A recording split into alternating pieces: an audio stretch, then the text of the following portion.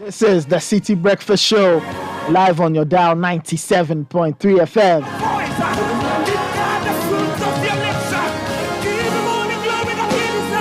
My name is Nathan Quao, sitting in for Bernard Avle. It's an honor and a pleasure bringing you the biggest breakfast in town. Grab a seat and let's have breakfast on a Friday morning. Music coming in from Dennis. Calls this one My Alabaster. This is the fragrance of my worship. Wonderful worship song. It starts us off on a Friday. I will give you another praise. Hey. Come on, lift your voice all the time. Join us on the number 0549-986-996 on Twitter at Citi973 hashtag CitiCBS. And if you are listening to us not via a conventional radio set, then you must be listening to us via citinewsroom.com. Nobody else say. When he saved me,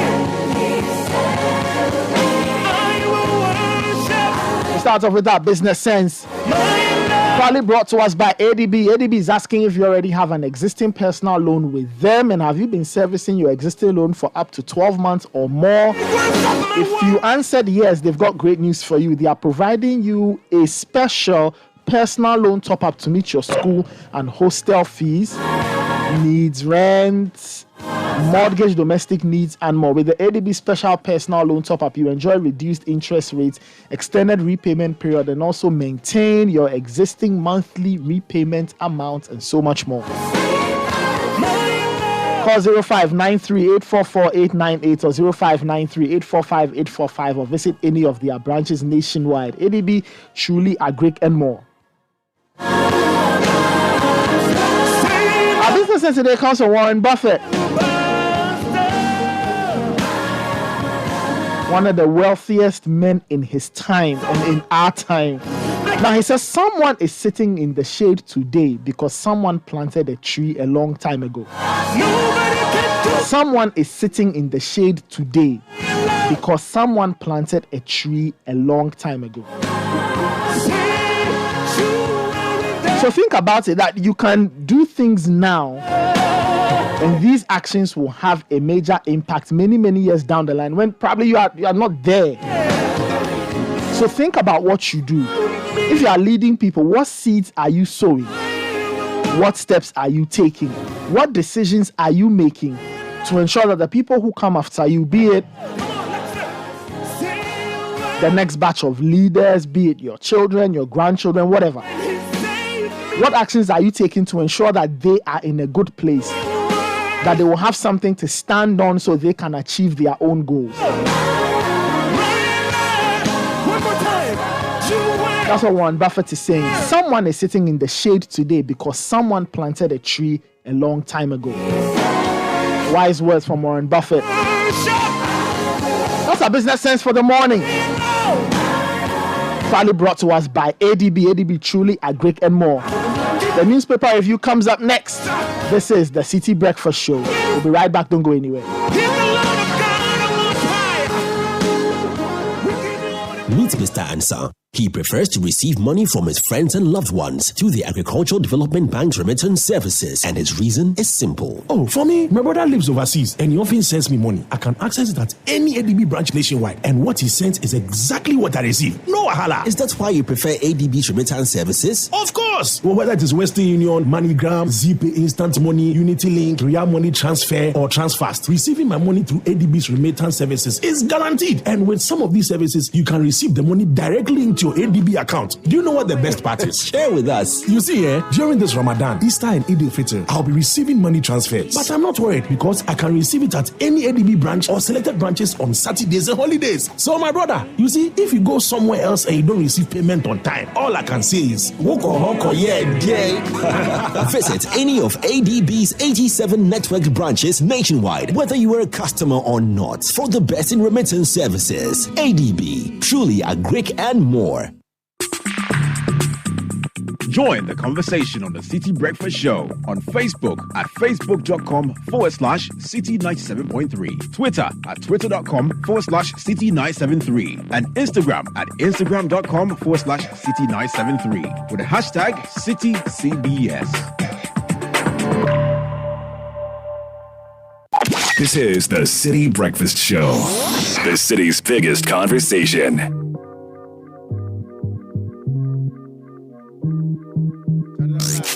Unleashing the power of relevant radio. This is Citi 97.3. You a little sucker for love. Word up. I should have seen you was trouble right from the start. Taught me so many lessons. How not to mess with broken hearts. So many questions. When this began, we was the perfect match. Perhaps we had some problems, but we working at it. And now the arguments are getting loud. I wanna stay, but I can't help from walking out. Let's throw it away. Just take my hand and understand. If you could see, I never planned to be a man. It just wasn't me. But now I'm searching for commitment and other arms. I wanna shelter you from harm. Don't be alarmed. Your attitude was the cause. You got me stressing. Soon as I open up the door with your jealous questions. Like where can I be? You're killing me with your jealousy. Now my ambitions to be free, I can't breathe. Cause soon as I leave, it's like a trap. I hear you calling me to come back. I'm a sucker for love. That's right. You try everything, but you don't do what you won't do. You won't do for love. You tried everything, but you don't do. Just when I thought I broke away and I'm feeling happy, you try to trap me, say you're pregnant, and guess who's the daddy? Don't wanna fall for it, but in this case, what could I do? So now I'm back to making promises to you. The Citi Breakfast Show. Rise above the noise. Trying to be strong in the process, keep it going. About to lose my composure, I'm getting close to packing up and leaving notes and getting ghosts. Tell me who knows a peaceful place where I can go to clear my head. I'm feeling low, losing control. My heart is saying leave, or what a tangle where we weave. When we conspire to conceive, and now you're getting calls at the house. Guess you're cheating. That's all I need to hear, cause I'm leaving. I'm out the door, never no more when you see me. This is the end, cause now I know you've been cheating. I'm a sucker for love. You tried everything, but you don't do what you won't do. You tried everything, but you don't do. Now we left you with scars, tears on your pillow when you 6:33. sit and pray, hoping to Tupac Amaru Shakur. It wasn't always a hit. One of his greatest hits, "Do for Love," Shit. Remember when I originally sampled by from a song by Bobby Caldwell. me and you a happy home. The newspaper review comes up next and is brought to us by Total Energies. Then you was trouble, but I was They are saying you need to give your engine quartz engine oil, designed you had a man and put together with age resistance technology. I'm sure we'd all love some of that in our bodies. because of waiting when I'm Because a poorly maintained car engine will age faster. Now, quartz engine oil is ensuring optimal performance for your engine, and it improves protection against mechanical wear and tear by up to 74%, even under the most extreme temperature and pressure. Now, choosing quartz from Total Energies, choosing the engine oil that keeps your engine running efficiently and effectively. Quartz keep your engine younger for longer.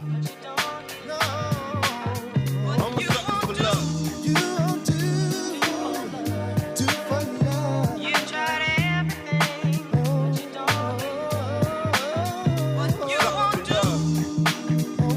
6:35. Let's get into the newspaper review. Let me welcome Godfred Akotoboafo. How are you doing? Oh, Fridays. I like this Friday. I like this Friday. You like which one? This particular April Friday. 21. This Friday that is on Tuesday. I love it. Rachel Delaska is also in the house. Bro, what's up? We they can't chop, Salah. You know Salah? Yeah. We they can't chop Salah meat. That is what we are happy about. Salah meat, yes. So all my friends, the Muslims who have, thanks God, thanks be to Allah, ended their fasting. Yeah. Yes, the holy Ramadan. Yesterday, the chief imam said they saw the thing. So today, there no fasting. Today, there didn't remember unless you are in deficit. So congratulations to all my Muslim brothers, including Umar, Rasanda, Amadou, and the relations.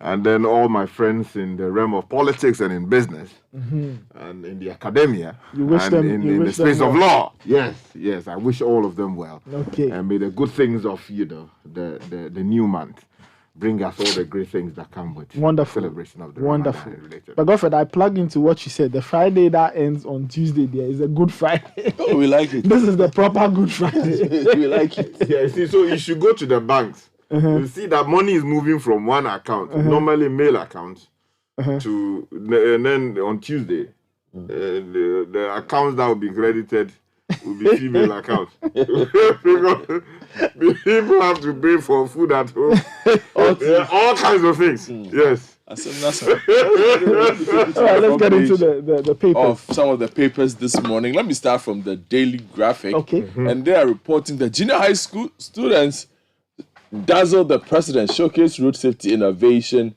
at Jubilee House. Pretty interesting work they have done. Energy Minister leads ECG to retrieve debt. Hey, okay. Petroleum rakes in $1.4 billion in 2022. Highest since production in 2010. Well, the minister released the thing that we did it for 2 weeks. Now The last day we lead that thing. for shows being the lead the whole matter. It's in the call that thing. This country. Anyway, shall we go on? Don't let you take the praise. You're working under somebody, my God. The Ghanaian Times says this morning, treatment for COVID-19. Ghana discovers first herbal drug. Awaits what do you call it? Awaits clinical trial for approval. Also, we are told that Ni Ayi Bonte II unveiled as first basic paramount chief. That's interesting. And will resist government's attempts to undermine MOU on on pension schemes, according to organized labor. And then SML Ghana holds stakeholder engagement on revenue mobilization. And there's a story there, troubling one. Ashilibotie murder, state secures a court order for DNA test. That same story makes it the front page of the Republic Press. That's the Canadian murder case. And then also the former president is teasing Rojo Metilnunu, says NDC will take tea and biscuits to EC office. And the majority leader has written to the Republic Press. He says, I respect NDC MPs. The Chronicle says this morning, repealed criminal libel law is back as journalists protest against suppression of free speech. And they want obnoxious Electronic Communication Act removed. Also, Kumeu MPP primary, Yauba steps down. Roots for Oba Tampa. Okay, I'll give you details of that. I have that story as well. Front page of the Herald says poorly paid journalists equals poorly written stories. Okay. And just a Kufado's cousin, the Ochehene, is accused of selling the Royal Cemetery. According to the paper, they have details. Esedun Ketias, Special Appeals Committee clears Kojo Jones and others to contest NDC's May 13 parliamentary primaries. At the front page of the paper, I have Sami Jamfi, Kojo Jones, and Joanna Jan Kujo. Okay, let me take you to the new weekend crusading guide. Search for CJ. Justice Kulendi is the next Chief Justice. Akufo-Addo swears Gertrude Tokonu. They also say what they say they know. Tokonu was on graphics front page on Monday as that. But they are also saying this is what they do. So the new weekend crusading guide is also giving us its own. Yeah, so problem no day. Also, a letter from Abdul Malik Kwekubaku to Professor Kwabena Frimpong Boateng. The details in the newspaper. And then the Republic versus Opuni case. State appeals against judge's order to retrial or restart the trial. Some of the stories on the front page this morning. Finally, for me, the front page of the BNFT, again on the report from the School of Communication Studies, woefully low salaries threaten media independence and democracy. Demand for poultry products on the rise. Which is, guys, you get back in business. This used to be a thing. And then the IEA calls for gradual rise in foreign exchange cover for issued CDs. Proposes Parliamentary Budget Office, others in Constitution Review. Okay. Let me take you to the Finder. Big story says police reject power theft reports. Unveil plan to work with ECG to rectify all issues. Also, fathers sleeping with their daughters in the Western region. That's a troubling story on the front page of the Finder this morning. Also, something here that says $2.5 million crude condensate missing at toll. The energy minister, we know about this story and some other stories here on the front page. Okay, if you go... And then also quickly, the Inquisitor has a story that says, leadership by example. NAPO leads ECG to retrieve cash from defaulters. Correct. That's Minister Papa. Also, demolition of buildings on waterways. Come to East Legon. Residents are calling on the housing minister to come. They are choking the people there to come and deal with the problems there. Yeah. Okay, if you go online, a lot of the papers I noticed did not have the Professor Frimpong Boateng story. And What's happening with that one? Okay, so let me give you some headlines from there. So, former Manson Kwanta MP says Professor Frimpong Boateng lied. I don't own any mining concession. No problem. Then you have more people also reacting. Gabi Ochedaku says Frimpong Boateng deliberately twisted our interaction in Galamsay report. I'm sure we'll get into that later. Other stories on citynewsroom.com. Blaming me and others for Akufo's recklessness laughable. Former President Mahama is speaking. The health ministry says claims we are halting zipline drone services misleading. Okay. Now, Godfrey, you were asking what Dr. Frimpong Boateng is saying. Well, the background story is that he's put out a report, and that report is indicting others in Galamsay. Effectively, that's what he is saying there. If you go to citybusinessnews.com, GMPC's expenditure increased by more than 200% in 2022. That's according to the latest PIAC report. We've generated over 2 billion cedis from revenue mobilization exercise. That's according to the ECG boss who was with us yesterday. And reject government's proposed alternative offer, organized labor to pension fund trustees. And Ghana's oil production drops by 6%, but revenue hits record high in 2022. If you go to myjoyonline.com, Professor Frimpong Boateng names top government officials engaged in Galamsay. Speaker recalls Parliament on May 2, and Ghana earns 1 oil revenue in 2022. That's according to the PIAC report. If you go to citysportsonline.com, in the Europa League, Man United dumped out of tournament by Sevilla. That's from last night. And GFA Foundation makes 50,000 CD donation to Selas Tete. Okay. Selas Tete. And then if you go to... Good. Yes, and GFA versus Ashgold, High Court to resume substantive case on May 8th.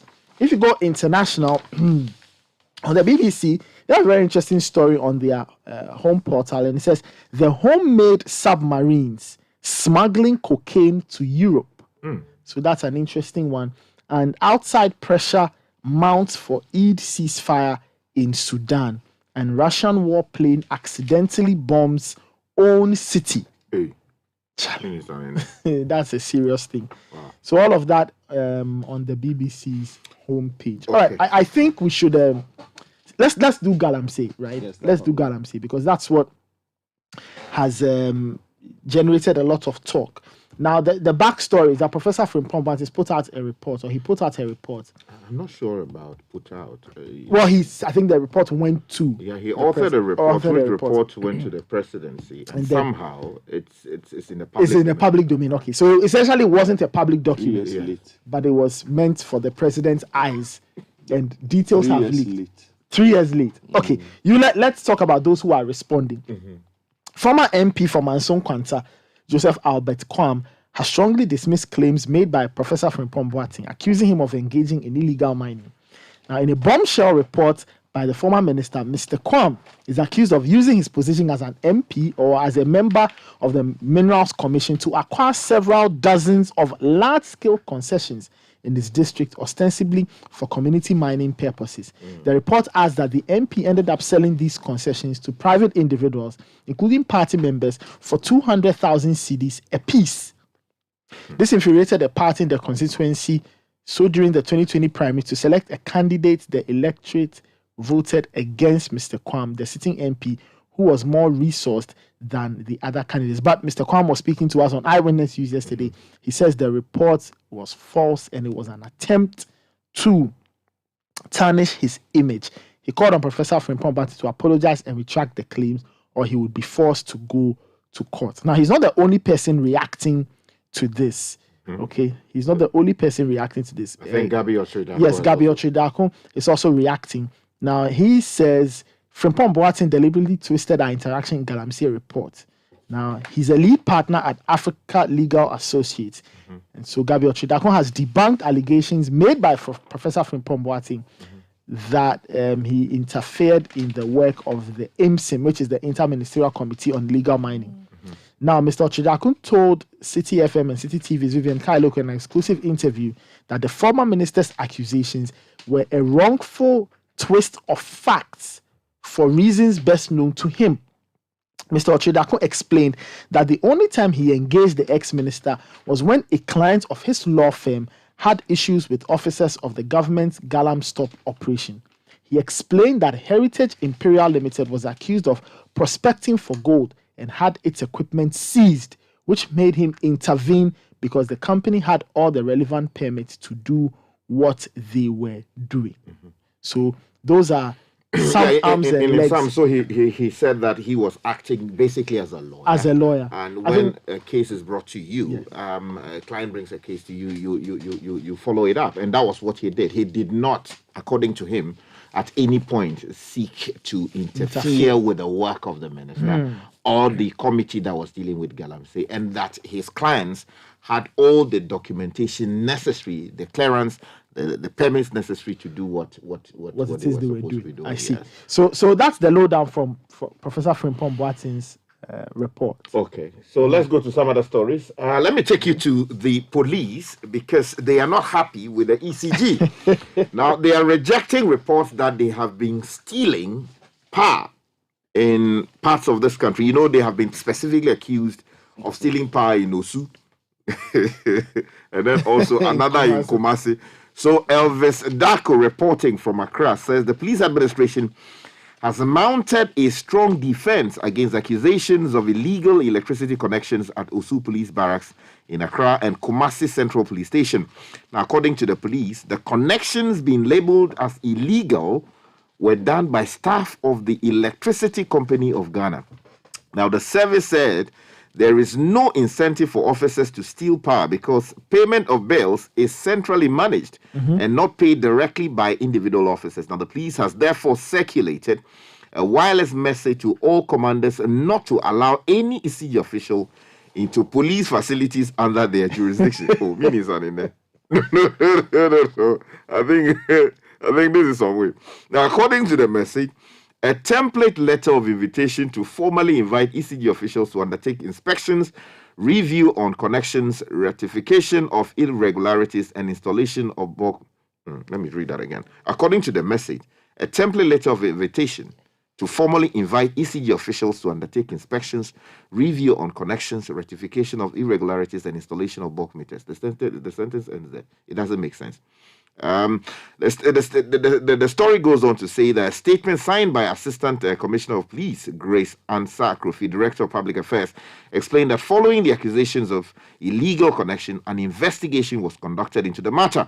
Now, the statement revealed that at Osu Police Barracks, ECG disconnected 3 buildings for not having meters. Now, according to the police, a similar situation happened in Kumasi, where one building was disconnected because it did not have a dedicated meter. Now, the statement said, police records show that the situation at both Osu Police Barracks and Kumasi Central Police Station existed for some years now. It goes on to provide you with some details, including direct quotes that have been taken out of that statement. But the point is that they are saying that, look, they did not steal power, but that ECG officers connected them. Now, the question is whether those officers were acting lawfully and on the orders of the ECG or not. I mean, these are matters that can be investigated. In the meantime, though, the Minister for the sector... Yes, I have the story. Yeah. Page 20 of the Daily Leading by Graphic. example. Energy Minister leads ECG to retrieve the assessor. The Minister of Energy, Dr. Matthew Poku Prempeh, has led the Revenue Protection Task Force of the Electricity Company of Ghana to retrieve more than 1.5 million Ghana cedis from 2 companies in Accra. The 2 companies which owed the power distribution company various sums of money are the Boston Investment Limited at Airport City and the Coca-Cola Company Limited on Spectex Road, both in Accra. The minister added that his presence on the team was to send a clear signal that the exercise had ministerial backing.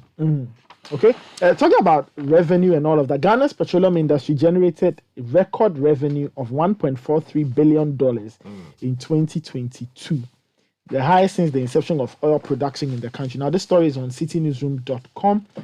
Was written by Edna Agnes Boache, and the story goes on to say this was despite a dip in the number of oil barrels drilled in Ghana's 3 oil fields: Jubilee, Trinidad, Enyera, and Ntom and Sankofa, and J and Nyame.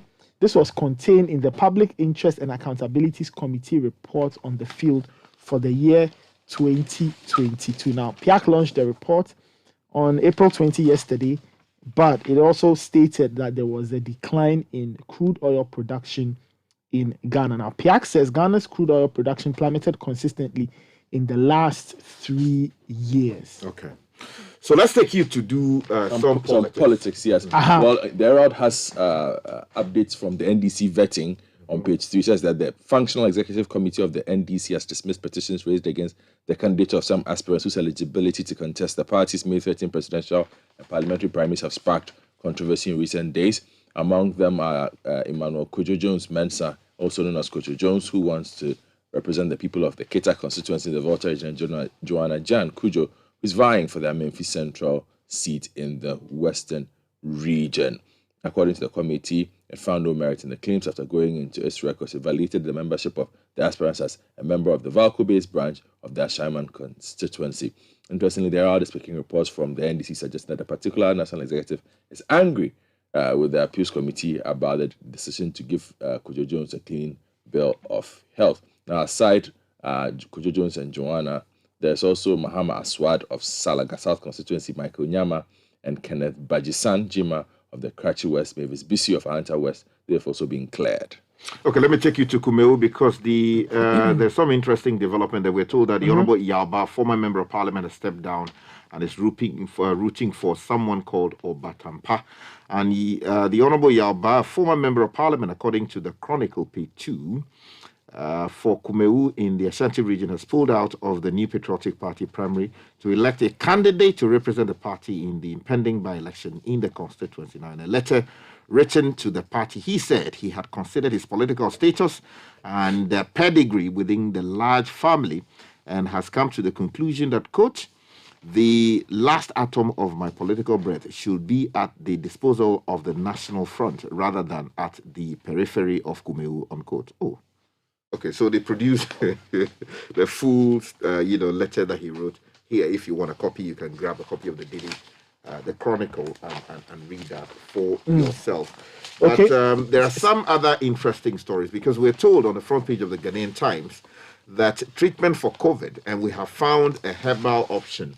And that story is a good story. It's actually on page 12 of the paper, the details. Okay, what does it say? The Abigail Arnaud reporting for the Ghanaian Times says that Ghana is near the end of approving a herbal product to support the treatment of COVID-19. Now, out of a total of 11 products being researched into by the Center for Plant Medicine Research at Mampong in the Eastern region for possible treatment of the disease, Immunim, hitherto an immune booster drug, has proven to have at least 90% efficacy against the SARS-CoV-2 virus. Now, pending the completion of pre-clinical and clinical trials, the herbal product is tipped to be Ghana's first herbal drug to treat COVID-19.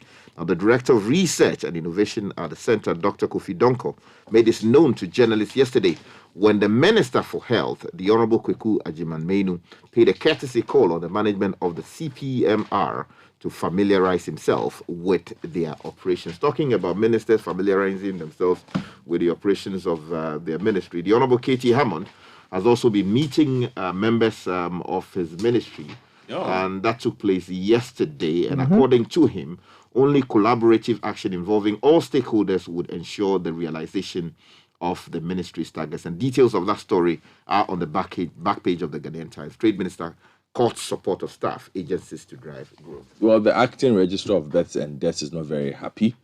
She says although the country has a long history of civil registration and vital statistics, the level of registration of such events and the quality of the data produced remains low. He said the situation was quite dire, especially in the area of death registration. I see. So, Okay. Those are the final stories from my side, Nathan. Okay, all right. I think that's how we'll wrap it up. Thank you, Godfrey. Thank you, Richard. That was the newspaper review. Coming up next is the City Business News. Thank you.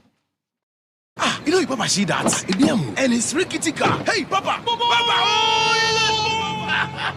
Ah, Bobo, so how your engine now? It is half man, half amazing. Thanks to Cause and you. Can't feel better energy. Can't touch this. Actually, guys, so Sancho's engine just died like that? Yes, so. Somebody managed to convince him that there is a better engine oil than Quartz. And he switched.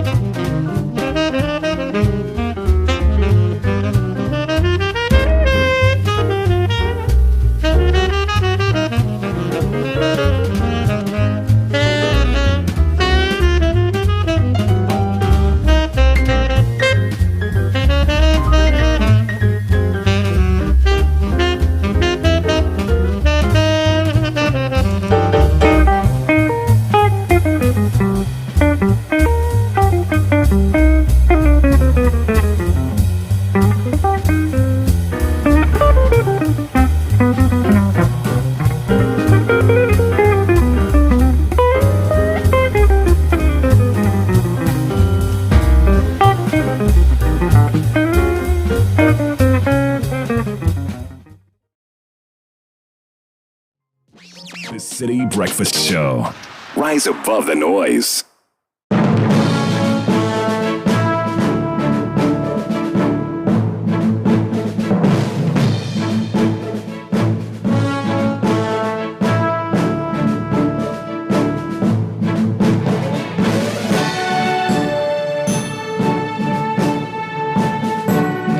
Hello and welcome to the breakfast edition of City Business News, proudly brought to you by MTN Guardianship, empowered by your most comprehensive business news website, citybusinessnews.com. My name is Michael Obodu. Let's head straight into our stories now, as a group of African finance ministers and partners are urging global institutions to do more to save the economies of African countries following the World Bank Group and International Monetary Fund spring meetings.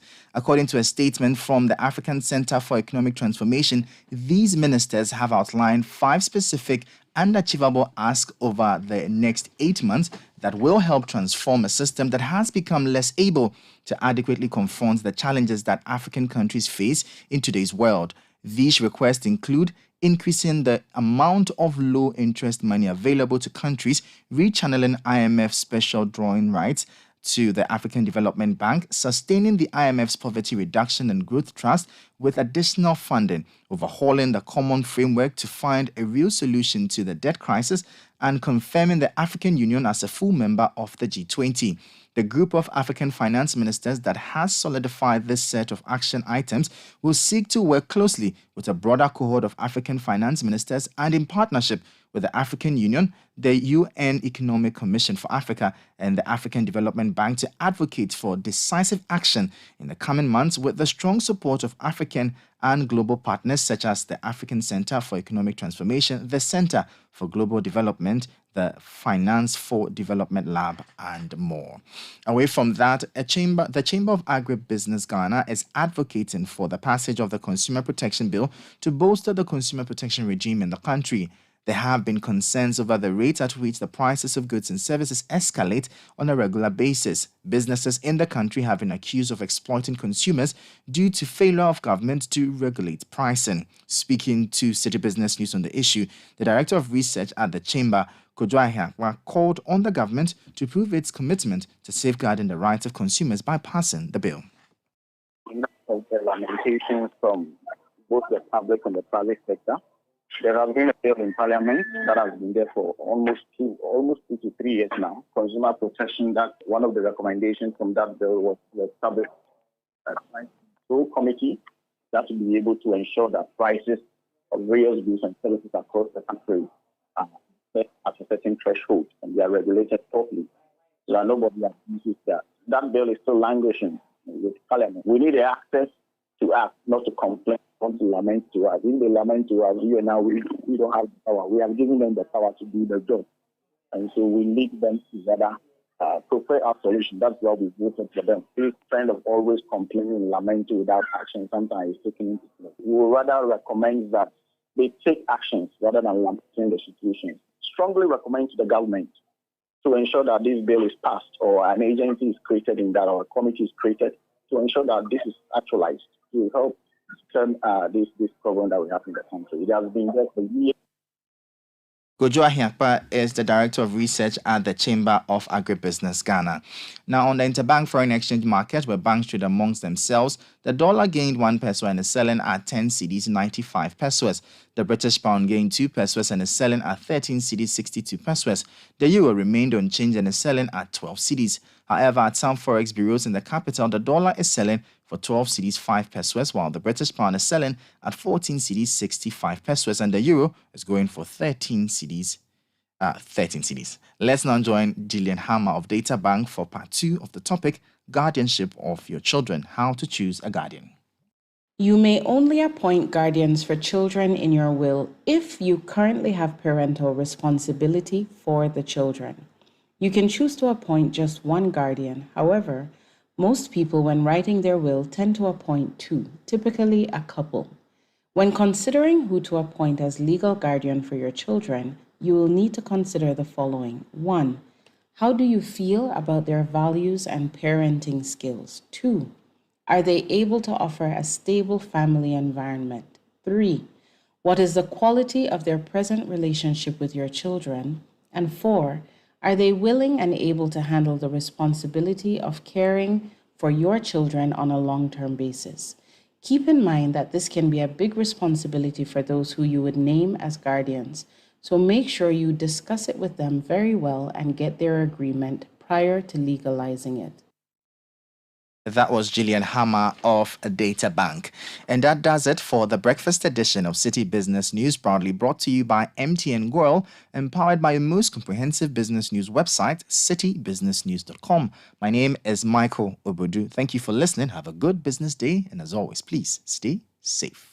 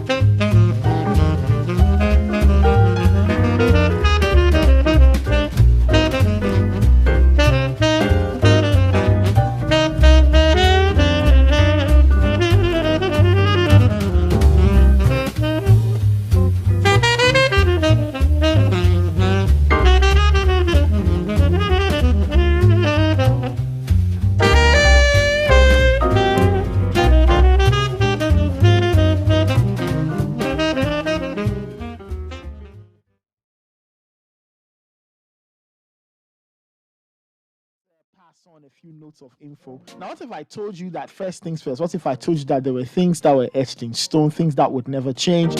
What if I told you that number one always came before number two, and that the letter A always came before the letter B? That's true. What if I told you that at FBN Bank, our goal is to put you, our cherished customer, first? Our products and services have been designed just for you.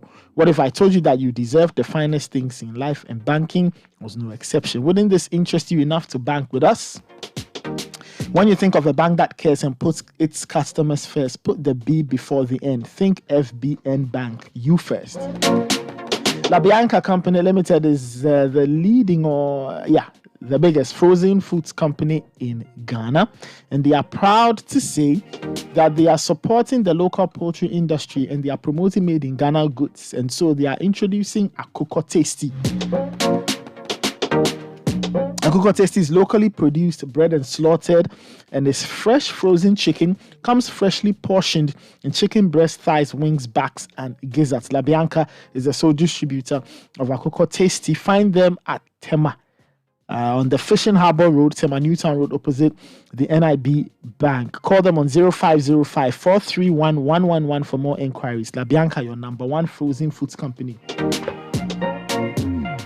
Now, you contribute to the growth and success of the Ghanaian textile industry every time you wear your authentic fabrics. GTP says, thank you. Always purchase original, genuine, and authentic GTP fabrics. Check that the design number on the label is also printed on the selvage. You can contact GTP on 050-994-0949 to buy online or visit any of the accredited dealers nationwide or visit any wooden shop. GTP Lifestyle.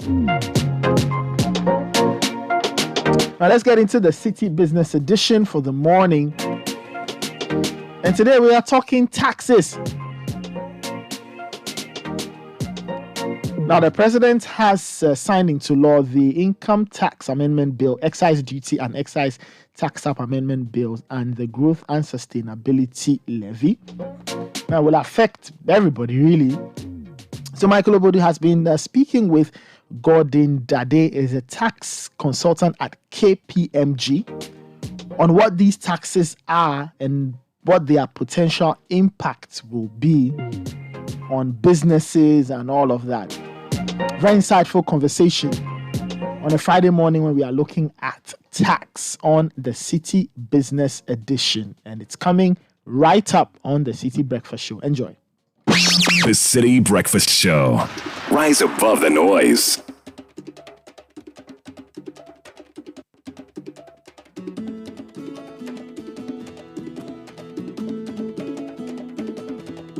Please wait. Please wait. Please wait until I get my new car. Please wait until I find my real size. I'm gonna get me some love so bad. My girl, sweet girl,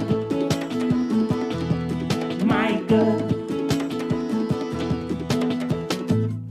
I can see. Hello there and welcome to another episode of the City Business Edition here on 97.3 Citi FM. My name is Michael Obodu, your host. Now today on the show we are continuing our conversation on the three new taxes that were passed by Parliament and now have been accented to by the President into law. Last week we brought you an interview with Dr. Alex Ampabing on the Growth and Sustainability Levy Bill, but now we are focusing on the Income Tax Amendment Bill. Well, now we'll call it law. Yes. And I have in studio with me a very experienced tax consultant, Mr. Gordon Dade, who is the Senior Manager Tax Services at KPMG. You're welcome to the show. Thank you, Michael. I'm happy to join you in studio. Also, always a delight to talk to you. I get to learn a thing or two about taxes. Sure. So I'll pick your thoughts first of all. What would you say is your general assessment of the tax system in the country? Thank you, Michael, once again. So I'll say that the tax system in Ghana is still evolving, because we've not gotten to the point where everybody is contributing to taxes in Ghana. Today, if you look at the profile that we have, we don't still have everybody contributing yet. So I will say that it's evolving. But if you look at the number of initiatives that GRA and government is putting in place, and also what has been done by successive government in the past, you realize that a bit more has been done, and we've seen a lot of people coming to pay now, but we still have a lot to do when it comes to the tax collection payments in the country. So we are still evolving. We've not gotten there yet. We hope to get there one day. At this point, we'll have to get there soon enough because we need all the revenues, not yes. Okay, so now, what do you make of this whole income tax amendment bill? Yeah, fantastic. This amendment bill actually introduced a lot of different taxes. And I'm sure it's because of the situation that we find ourselves in as a country now. Most especially because if you look at what's happening, our debt to GDP ratio, look at currency depreciation issues, we are going to IMF for bailout and all that. So obviously you need to raise a lot of domestic revenue. And in doing that, how do we do that? Making sure that we close the gaps and collect the tax revenues that we have. And so that is really the import of these particular tax laws that we've seen. Most of them are coming in to help government to rake in more additional revenue to support government projects.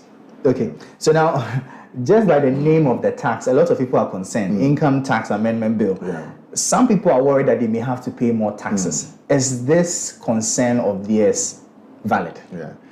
Okay, yeah. So yes, some may be exposed to paying more. Others too may have some savings. If I look at the income tax side, for instance, so you realize that any time the personal income tax band is changed or is updated, and as we've seen in this particular one, you see that there's an increment in the tax-free band, so which is in line with the minimum wage. So if you see the one we had before this particular amendment, the tax-free band is about 365 on a monthly basis, and now it's moved to about 402. That gives you a difference of about 37 cedis, and so it means that an additional 37 cedis has been given.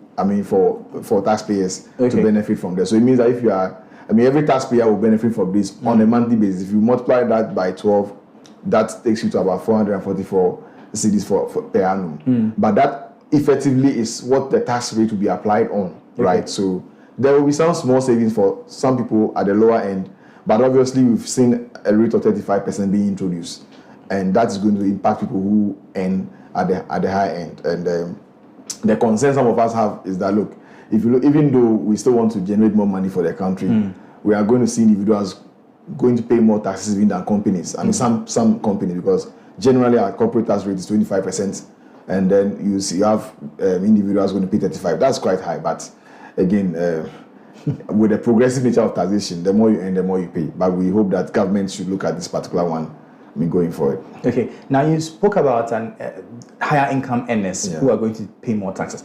Can you walk us through what really goes into that? Yeah, so today if your income is above 600,000 per annum, okay, you will be paying 600,000 per annum. So if you divide that by 12, it means that if you earn something about 50,000 cedis a month, you will pay 35%. Yes. That's very bad. You see, the other difficulties that some of these people are the same people who are supporting addressing the economy. True. So you have somebody who's earning 50,000 cedis or more, and they have a lot of responsibility. So like the cyclical flow of money, they earn the money and they distribute to other people. So once you take more from them, their obligations also reduce. The obligation of supporting others is also standing in there, watching them. So if you go by the approach of if you earn more, you pay more, it's going to really affect the economy also some way, somehow, because we don't have so much support for the informal sector. In other economies, there's a lot of livelihood, reliefs for people who are not working. We have some of these things here, but not like the advanced countries that they have these things that they support people who are not working. And some of us who are in gainful employment, we again go back to support our people. So if you tax us more, what we mean is that we don't have much support. So our plea to government is to say, government, help us to make sure that we are not overly exposed. But again, if you earn more, on a lighter note, you have to pay more. Okay, but at least it clears the air that for those everyday people who are earning below 50,000, like from what you said, your tax obligations remain the same with regards to your income. Yes, it remains. Okay, so it remains somewhat same. And you also you may get some slight minimal changes because of the tax-free bracket that has, gone up a bit. Okay. Yeah. Okay, so at least it's not that bad. Sure. Yeah. All right. Now, can you walk us through the various legs of this bill? We've heard things like withholding tax rate on realization of assets and liabilities, winnings on lotteries. What do all of these mean? Yeah. So, like as I said from the beginning, a number of tax initiatives have been introduced. So, as we've said, we've seen something like on withholding tax on realization of asset and liability. So, today, if you realize an asset, if you have a house, if you have a land and you sell, if you have any property and you sell, there's no withholding tax obligation on the person who is buying from you. Okay, so per our laws in this country, there's a withholding tax component where anytime you sell a good or you provide a service or someone does some work for you, there's an obligation of withholding tax of either 7.5% for services, 3% for goods, and then 5% for works. Now, when it comes to realization of assets, when people sell their assets, there's no specific withholding tax obligation. So what it means is that I can sell the asset and I will not pay withholding tax on that particular amount. If I don't go to pay the tax at the end of the year to declare how much income I made, nobody may easily find me in the system. One of the policies or one of the things withholding tax do is helping to track people who are in the system. So, for example, if I provide a service to you and you are registered and I'm not even registered, once you withhold from me, my information go to GRA and then GRA can quickly follow up on me. So we believe that this particular tax that is coming into the system, this particular withholding tax, what we mean is that if I sell anything to anybody and that is a chargeable asset and therefore they withhold tax from me, even if I don't go and file my returns, because GRA has my information of paying the withholding tax, they can track me and come and take the additional tax that I'm supposed to pay on that asset. I see. So that's really the import of that particular one. Yeah. Now there are other taxes like minimum chargeable income. Now what that minimum chargeable income tax is doing is this is simple. So if you're a company that have been operating for the past 5 years and you have reported losses for 5 years without posting any income, what this amendment is saying is that you are supposed to pay tax at 5% going forward. But there are exemptions for two categories of people. So one, if you're a farming business and you have made losses or you have been operating for more than 5 years, you have been exempted from this. If you're also a startup company and you have been operating within 5 years, you are also exempted. But any other company that operates in this country and has posted losses for the past 5 years, you are supposed to pay 5% tax on your revenue going forward. So this is another one that is coming up in this particular amendment that we are seeing. Okay. Okay. So just to understand what you are saying, so unless you are in the agri sector or a startup, yes, if you have losses for the past 5 years, if you have posted losses for the past 5 years, okay, yes, on the set year, from what this law is saying, you will still be charged 5% on your revenue. Yes, you pay 5% on your revenue. I see. Because you see, and I don't know, I don't really have all the details to which the government will want to do this. But again, the issue is as to whether these losses are actual losses. Okay, so I'm sure that's one of the reasons why they want to do this part. And we've seen these taxes in other countries where they try to even look at comparing that to even the 25% tax that you pay at the end of the year. Yeah, so that's that one. Okay. Then also, there's one on the lottery industry. So if you look at, the my bets, all the football betting that we are seeing around. There have been a lot of discussion on how to really tax that industry. So you see, some time ago we used to have 6%. We used to have a withholding tax, a VAT on that sector. Governments moved that VAT out of the system, and then they said that they were going to in the 2023 budget.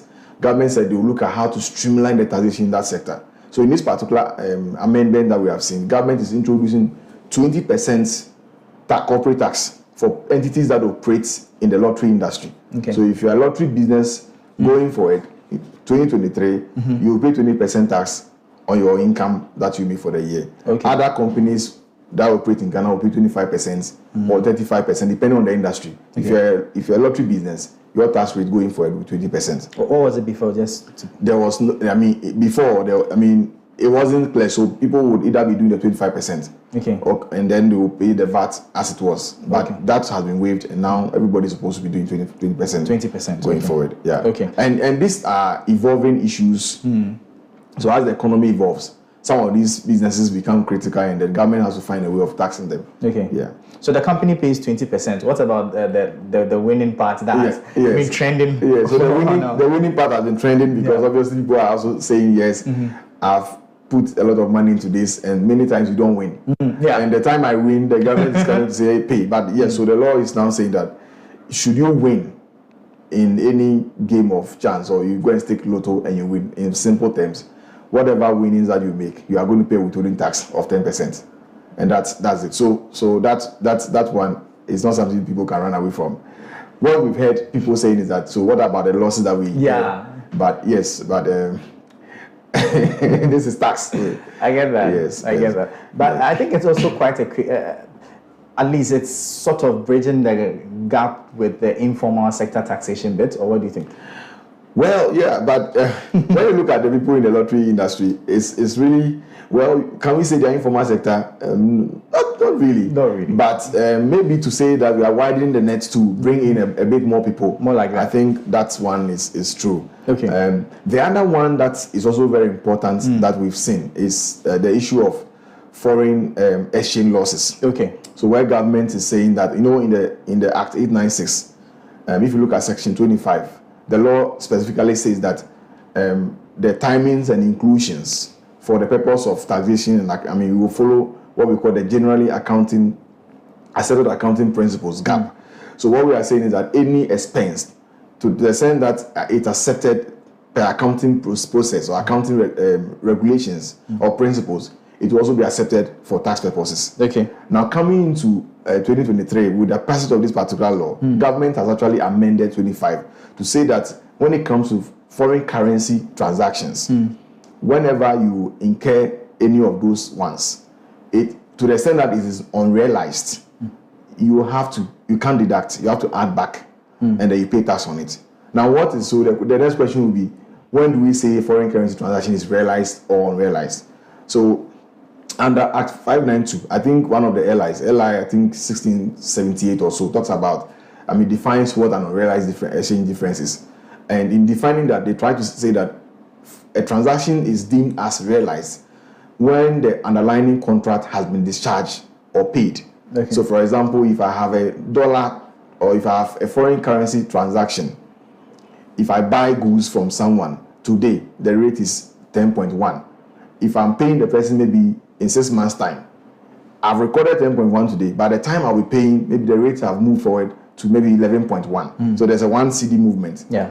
That means I've incurred a loss. That loss, if at that time, at the time of operation of my account, I've not actually paid, then that amount is not realized. Yeah. Accounting-wise, we'll record that transaction as an exchange loss. But the tax man is saying that to the extent that you have not paid the underlying contract, you've not paid the transaction, you've not paid for it, it's unrealized. Therefore, add back. Okay.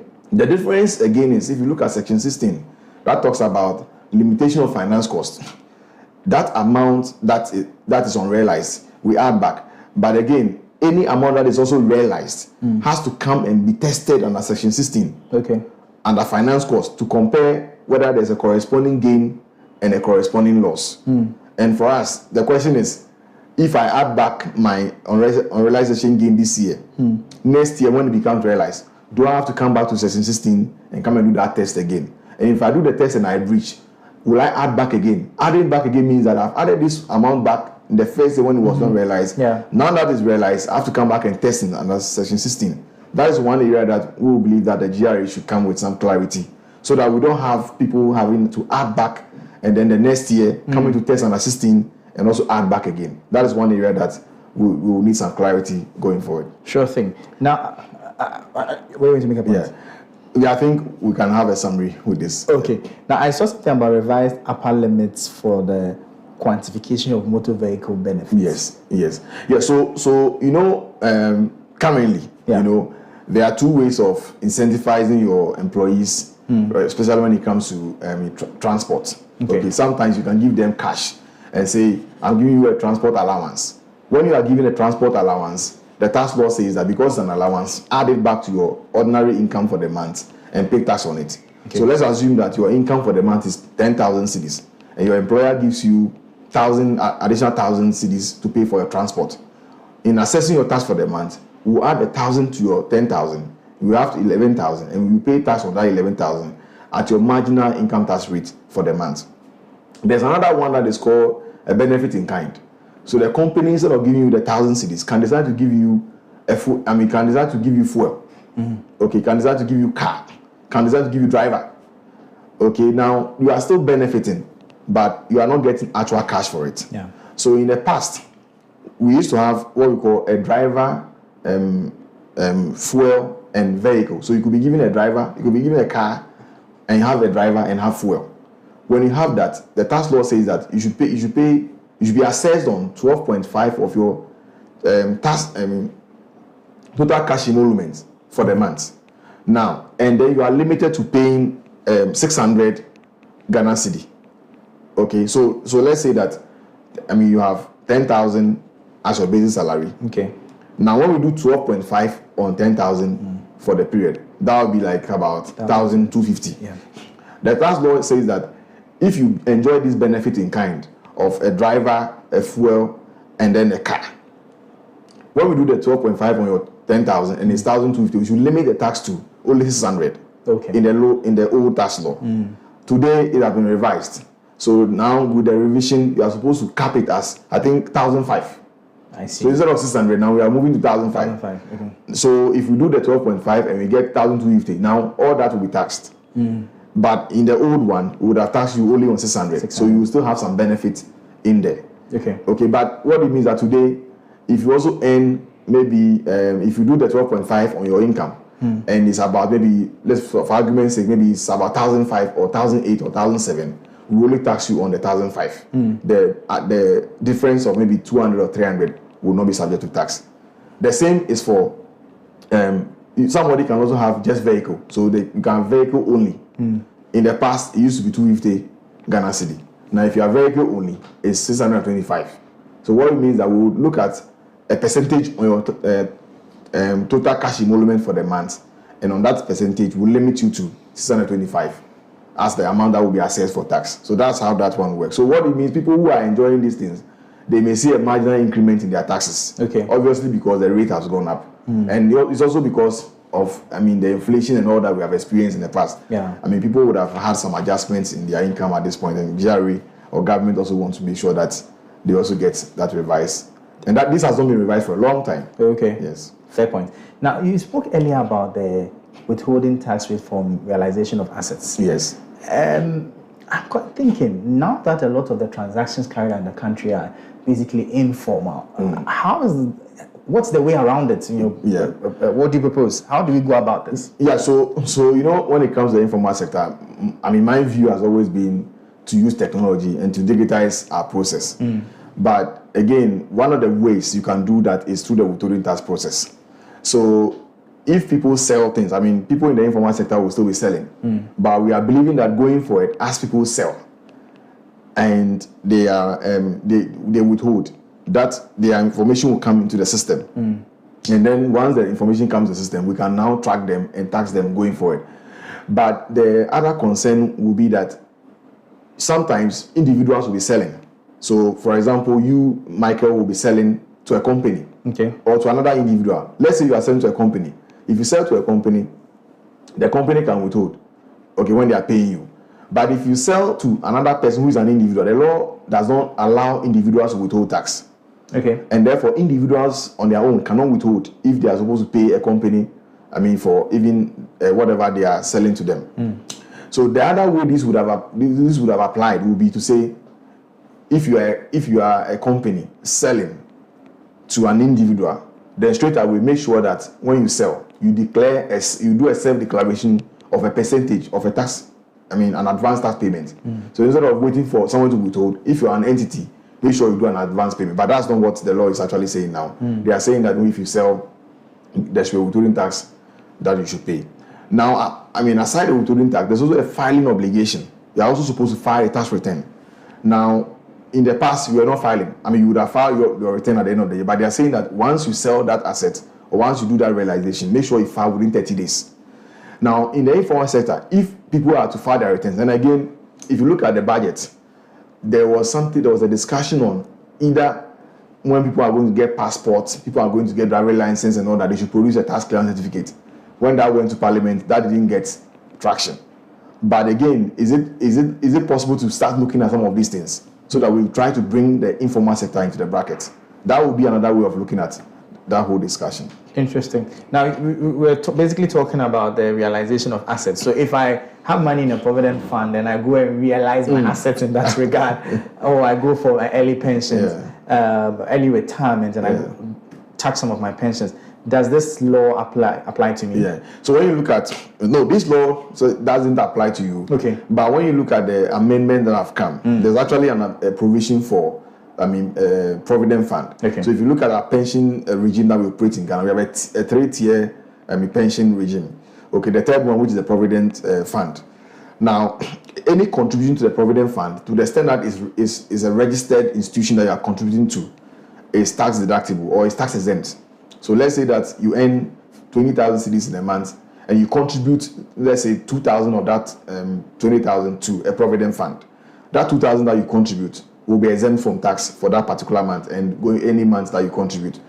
Now, anytime you decide to go and withdraw from that fund, because you need money, this is savings that you have.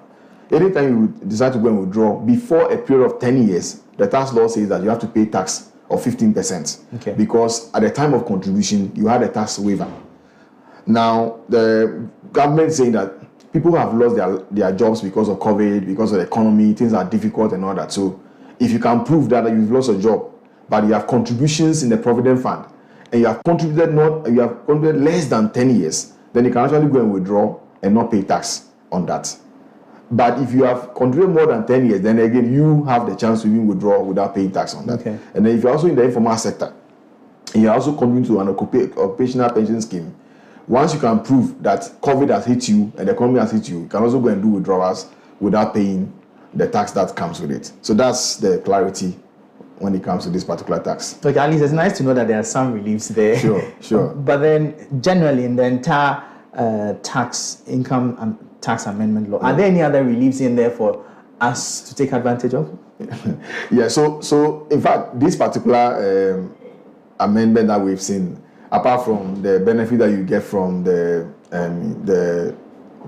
tax-free band, and also this pension relief that we've seen, there's not much, relief again. But to say that the greatest relief you can have in a particular tax system is compliance. If you comply, I would say that you are relieved from interest and penalty. So my appeal to our viewers and your viewers is that, look, make sure that you are complying with the taxes, whatever is in there. If you don't understand, make sure you consult. Make sure that you comply. Make sure that you are. If you don't have the skill of managing your tax process, transfer that risk, because we know that in risk management, you have 4 ways of managing risk. It's either you lead, you lag, you transfer, or you do nothing. And I must say that when it comes to tax, you cannot decide to do nothing. You have to either make sure you are consulting, you are complying, you are transferring the risk to a consultant or a third person who can, and also trying to be vigilant, making sure that you are vigilant, spotting every change in the system. And I'm very happy about what you guys are doing, because this is another way of educating the public, of what taxes have changed. So in short, I'll call that CCTV. Make sure you comply, make sure you consult, make sure you transfer the tax risk to a consultant if you can't manage it, and then be vigilant in the process of spotting every difference that comes with changes in the regulation. Brilliant. Now, the government hopes to raise 1.2 billion from this tax. What do you make of this target? Well, it is too early for me to pass a lot of some comment on this, but we should be guided by history. If you look at what happened when we introduced the 1%, 1.5 or Momo tax, I will call it, you realize that we were not able to achieve that target. But again, 1.2 is something we can achieve even if we don't even introduce some of these taxes, because we have a population where a lot of people are still not paying taxes. And therefore, with the right process in place, if we digitize our process very well, and I'm very hard on digitization, if government can continue the digitization effort at the GRA, and also making sure that we tax the digital economy. Taxing the digital economy is different from taxing, what we have seen in the past. But the digital economy today, you go online, people are selling online, the brick and mortar business is going away. businesses are moving online. People are actually doing business in their car booths, in their rooms. How do we make sure that we digitize the process and make sure that we get these guys on board and they pay their taxes? We have businesses that are operating offshore, but they operate online in Ghana. How do we make sure that we tax them? There's a discussion of BEPS 2.0.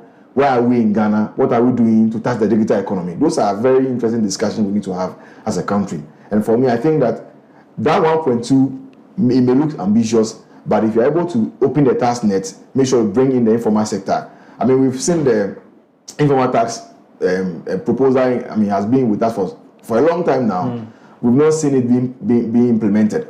Would governments come to implement this particular one so that we are able to bring in more revenue? And I think if we do these things, this 1.2 will be very small to collect. Yeah. Yeah.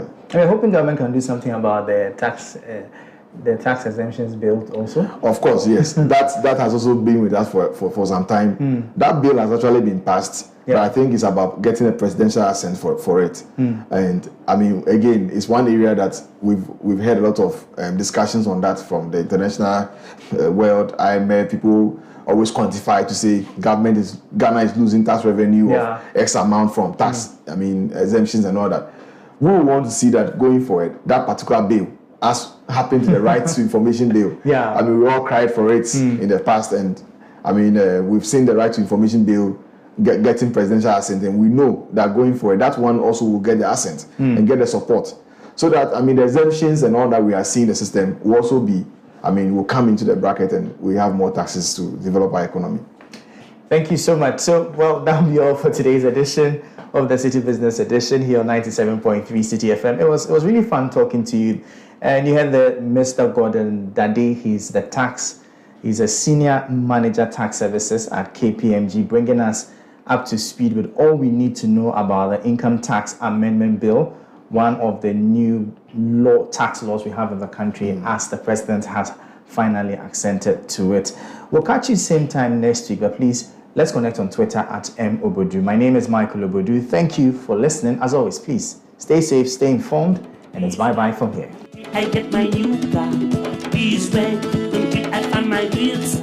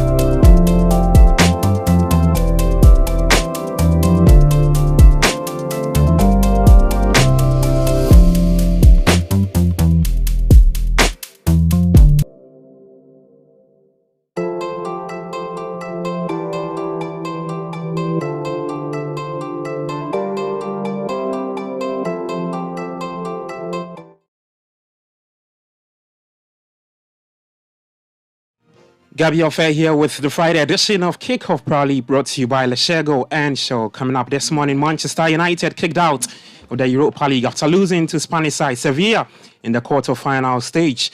In the Betpower Premier League, match week 27 kicks off today. Reigning champions Kumasi Asante Kotoko clash with the Diana Stars in Kumasi on Sunday. That's the top liner in this weekend's matches.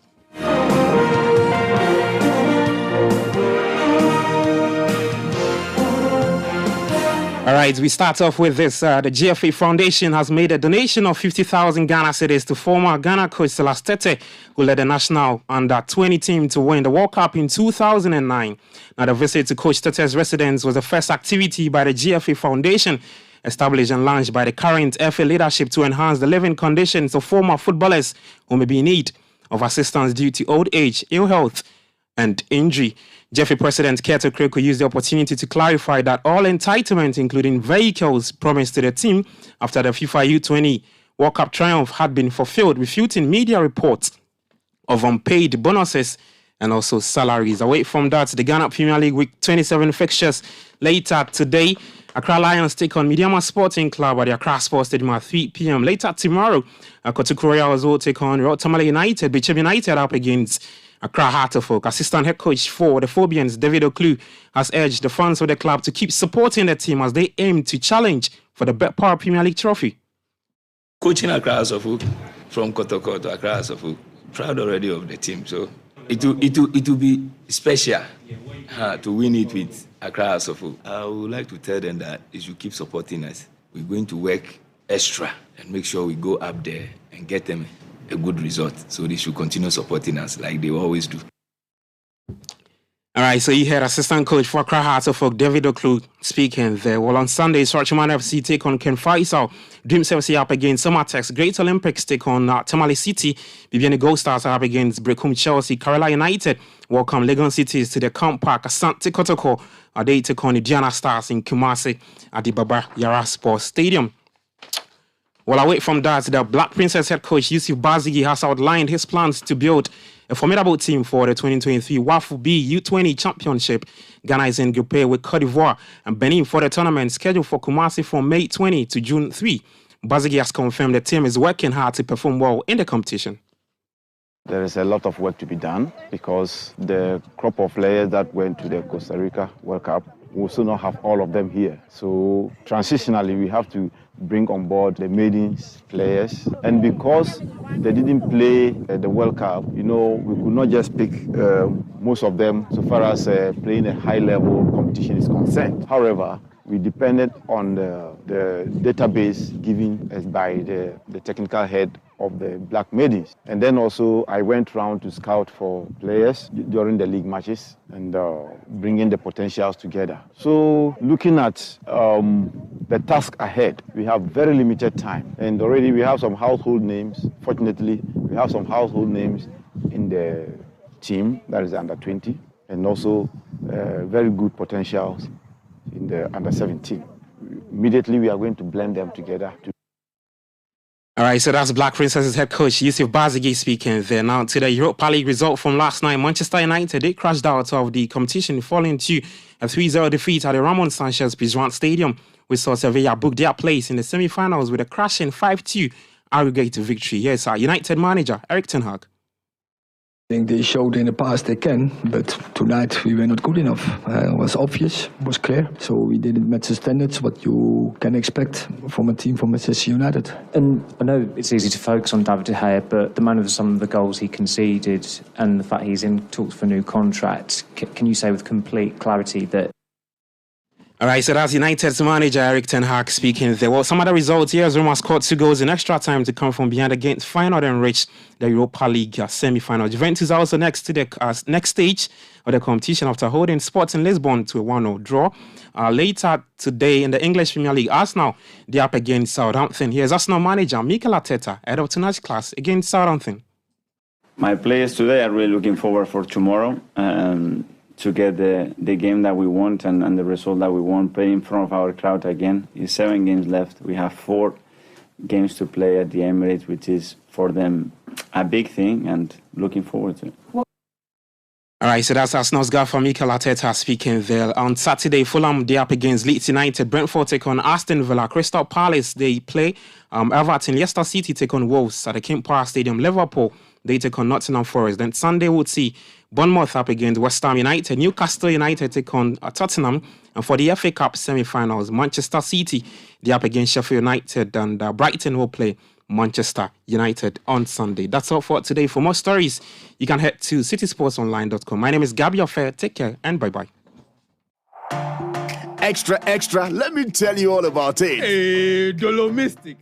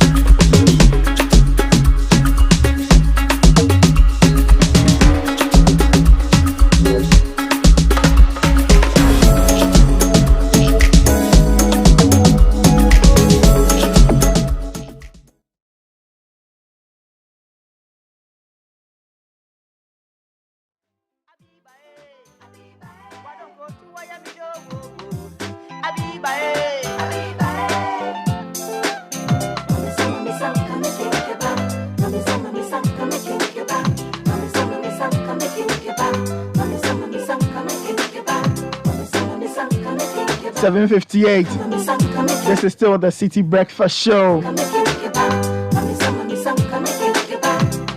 Music coming from Rex Omar. Calls this one Abiba.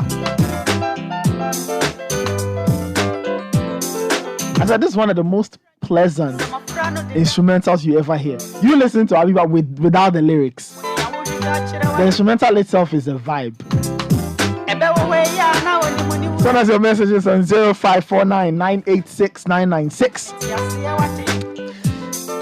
Just gone by was Kickoff, the latest from the world of sport. It was probably brought to us by Lecheho. Now, did you know that for over a decade, Lecheho Savings and Loans has been supporting the investment goals of its customers with attractive solutions? Yes, they've always been a safe haven for depositors who value security as well as competitive returns. With easy access to track your funds, we offer flexible deposit products for 91 days, 182 days, and 365 days. You can open a fixed deposit account with Lecheho. Call them on 0577707700. Lecheho Savings and Loans, a trusted haven for your investments. Lecheho, let's improve life. Shell Fuel Save also brought to us Kickoff. And Shell Fuel Save is properly designed. It has a triple action formula that improves engine efficiency, prevents deposit buildup, and protects your engine from wear and corrosion for extra clean, extra protection, and extra savings, giving you extra kilometers out of your drive. So switch to Shell Fuel Save today because extra kilometers go a long way.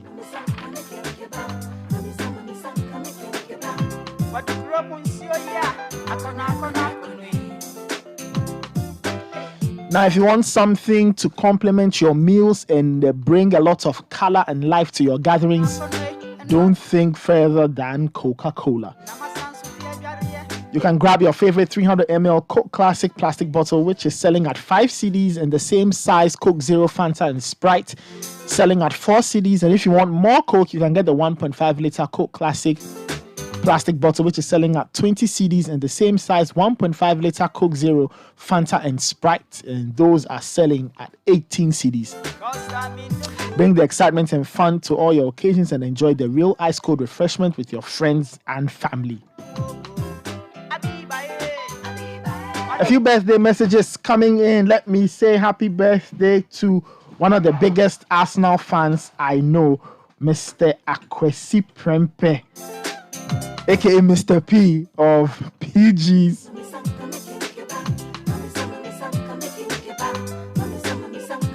Of PG's Company Limited. Mr. P, happy birthday to you. I wish you the very, very best. And I'm sure you want Arsenal to win this evening. So may it be so. Happy birthday to you, Mr. Kwesi Prempe of PG's Company Limited. And the message is from me, from Gina, from the entire family, everybody.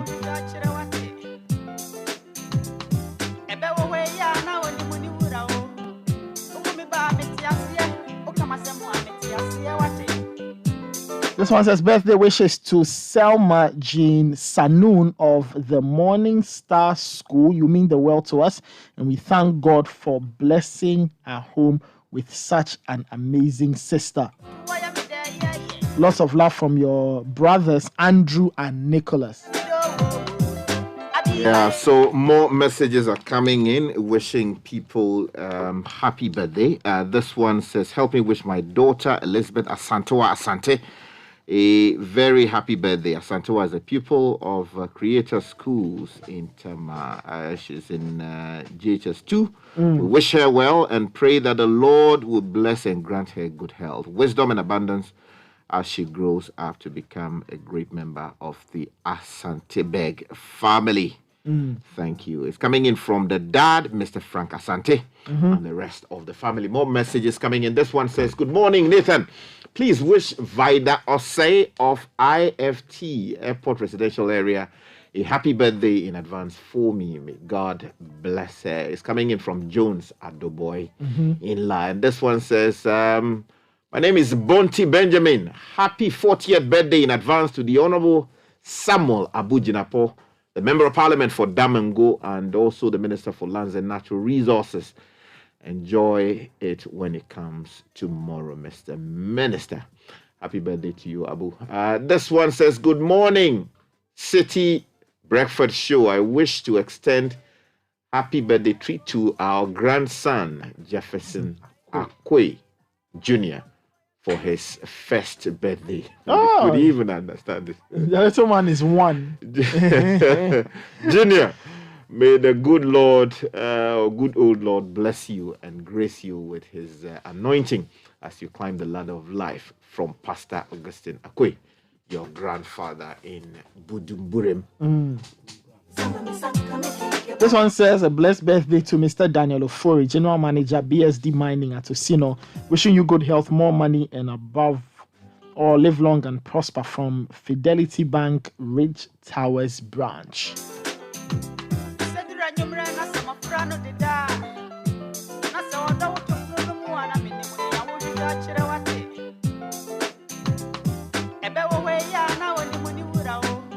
And happy birthday to my cousin, Mrs. Abba Nsakwa Botwe. You are celebrating your 40th birthday. And may God bless you this day and in the many more days and years and decades and centuries possibly ahead of you. It's coming in from Kojo and Yaba. Happy birthday to Eddie Osei in team. Eddie Osei in team. Happy birthday to you.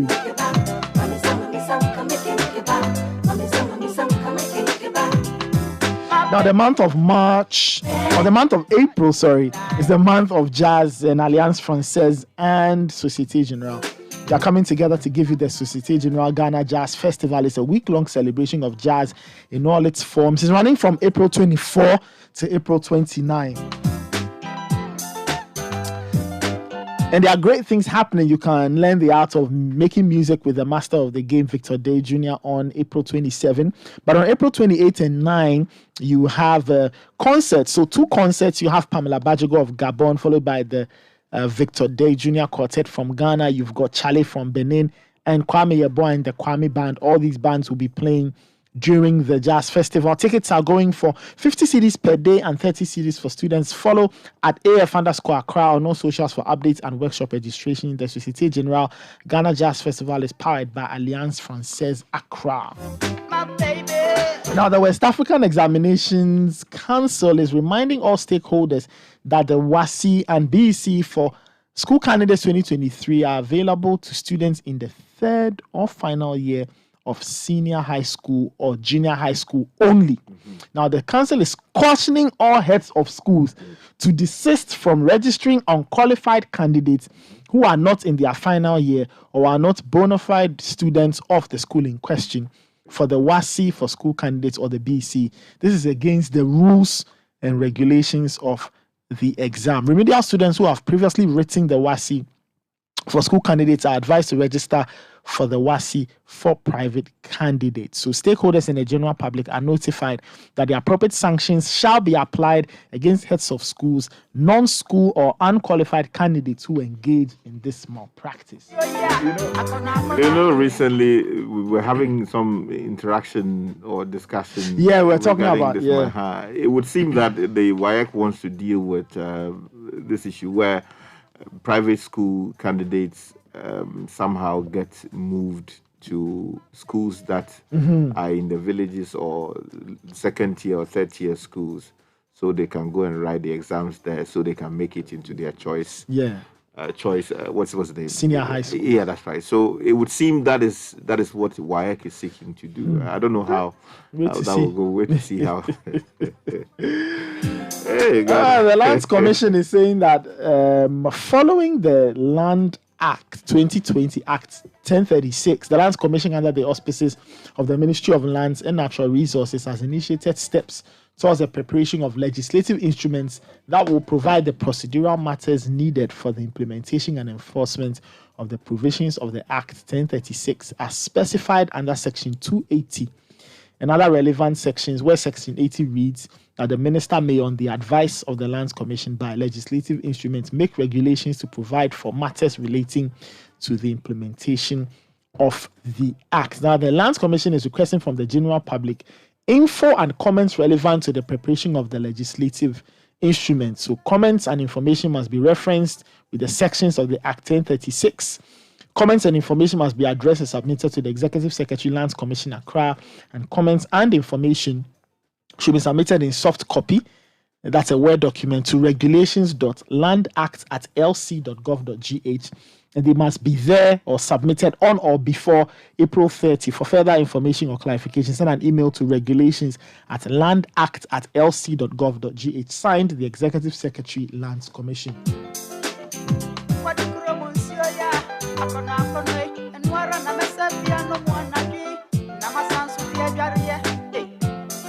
Now, everyone is looking for that one thing that pushes them to bring out their best and enables them to reach peak performance. Your car wants the same thing. That's why you need to give it Shell Helix engine oil, lubricant. Now, Shell Helix is designed to bring out the best in your engine and protect it from wear and tear while providing the power and performance needed to give you the best ride every time. Visit your local Shell station today and experience the difference for yourself.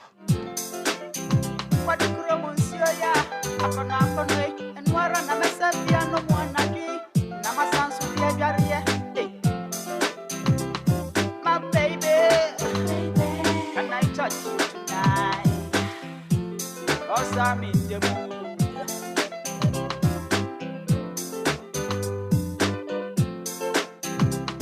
My honey, I'm gonna rock you tonight. 'Cause I'm in the mood. Abiba, Abiba, Maroko to where me do. Abiba, Abiba, Maroko to where me do. Yeah. Abiba, Abiba, Maroko to where me do. 10 after 8.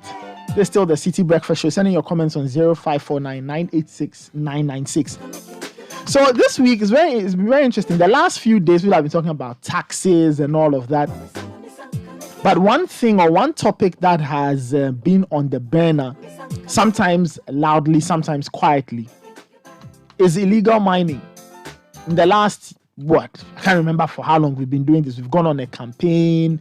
We've had several news stories. We've done several reports. We've played some of those reports on the Citi Breakfast Show, just highlighting the devastation that Galamsay is causing in several parts of the country.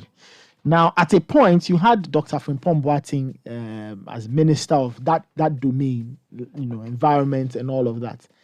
And this week, a report he authored and was meant for the president's consumption, as it turned out, found its way into the public space. And so the report kind of surfaced in the public space, and several people have been reacting. So if you follow the news this morning, we played the voice of former MP Joseph Quao, who was reacting. His name was mentioned in the report.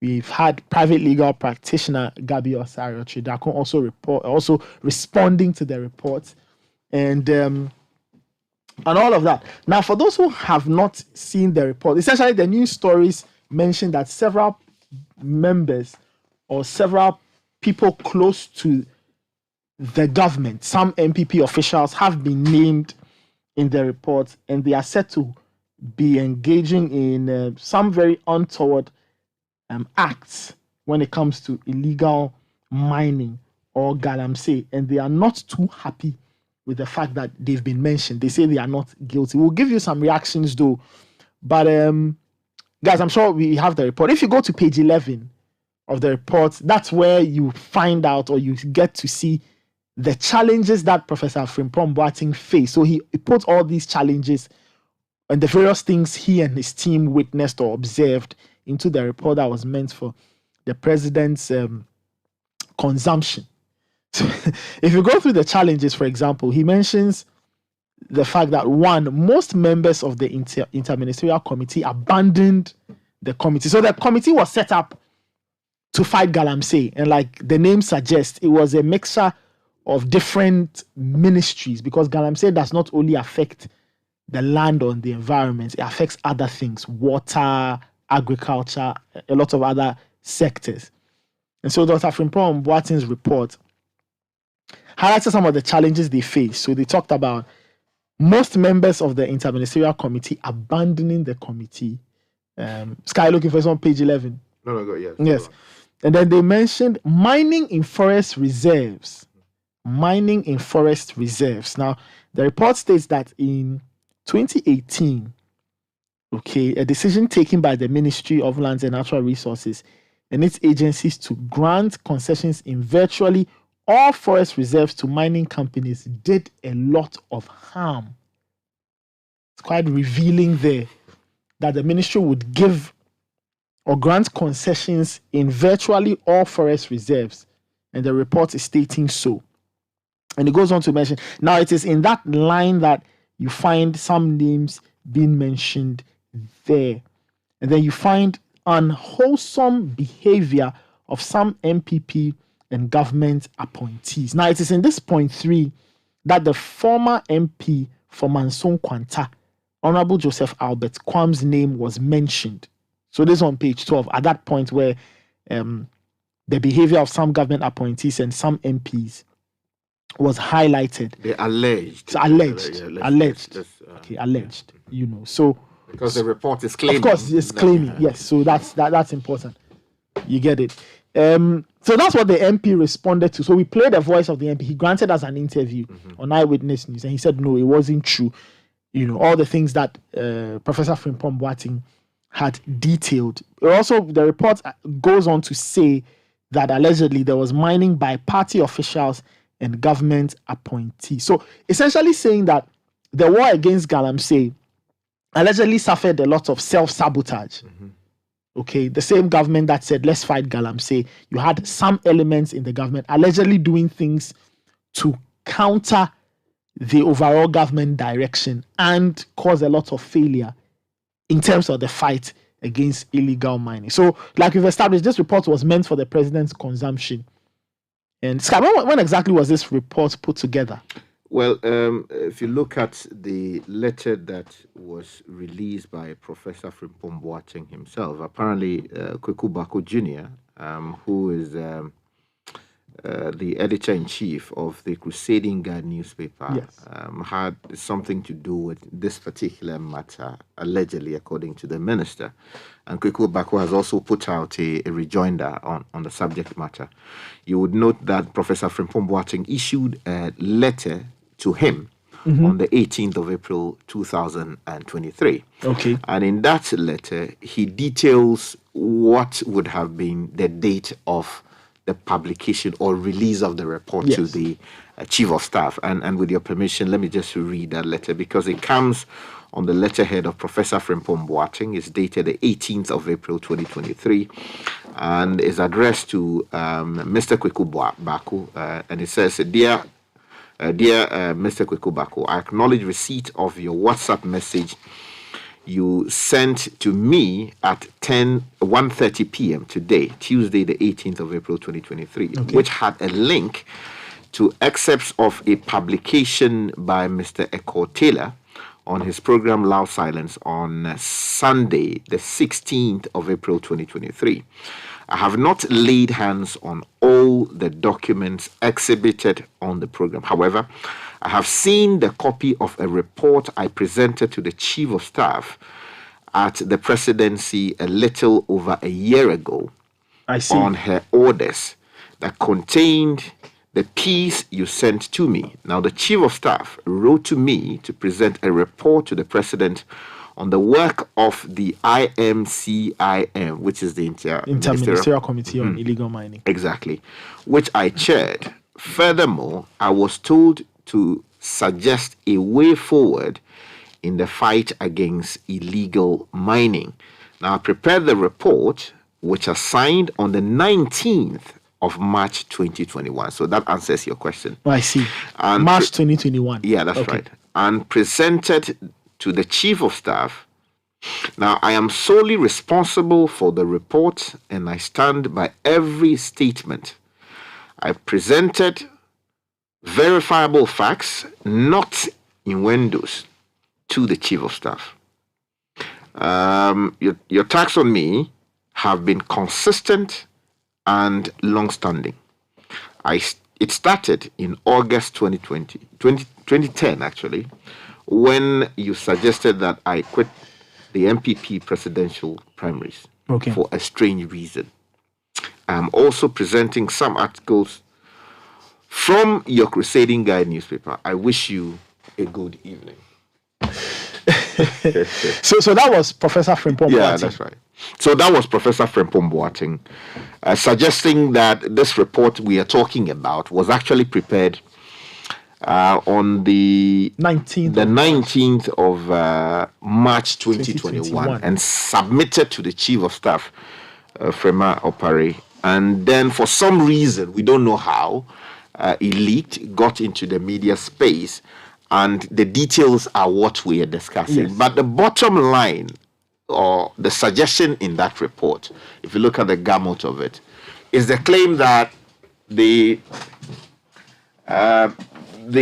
president had announced publicly that he was doing everything possible to confront, fight, and defeat once and for all the illegal mining menace in this country. You remember that somewhere in 2016, 2015, 2017, we had mounted a serious campaign against Stop Galamsay now. Yes. Illegal mining, which attracted a lot of support from civil society organizations, persons in these communities being affected, the Ghana Water Company Limited, and many institutions, including the Ministry of Environment itself.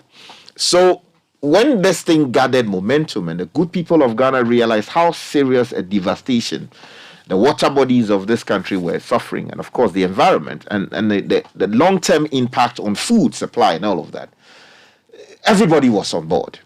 So the government took steps to deal with it. One of the things they did was to suspend, small-scale mining activities across the country. Of course, they faced a lot of opposition from small-scale miners because they thought they had received the necessary permits to go into their concessions to mine lawfully. So the government took a lot of hit as a result of the suspension.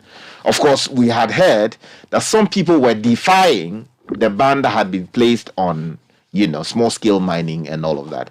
So the formation of this committee was to deal with Galamsay. And you also remember how a young, very vibrant, solid soldier was murdered somewhere in the central region because we were told that he was protecting a concession that had been granted to a company to explore for minerals.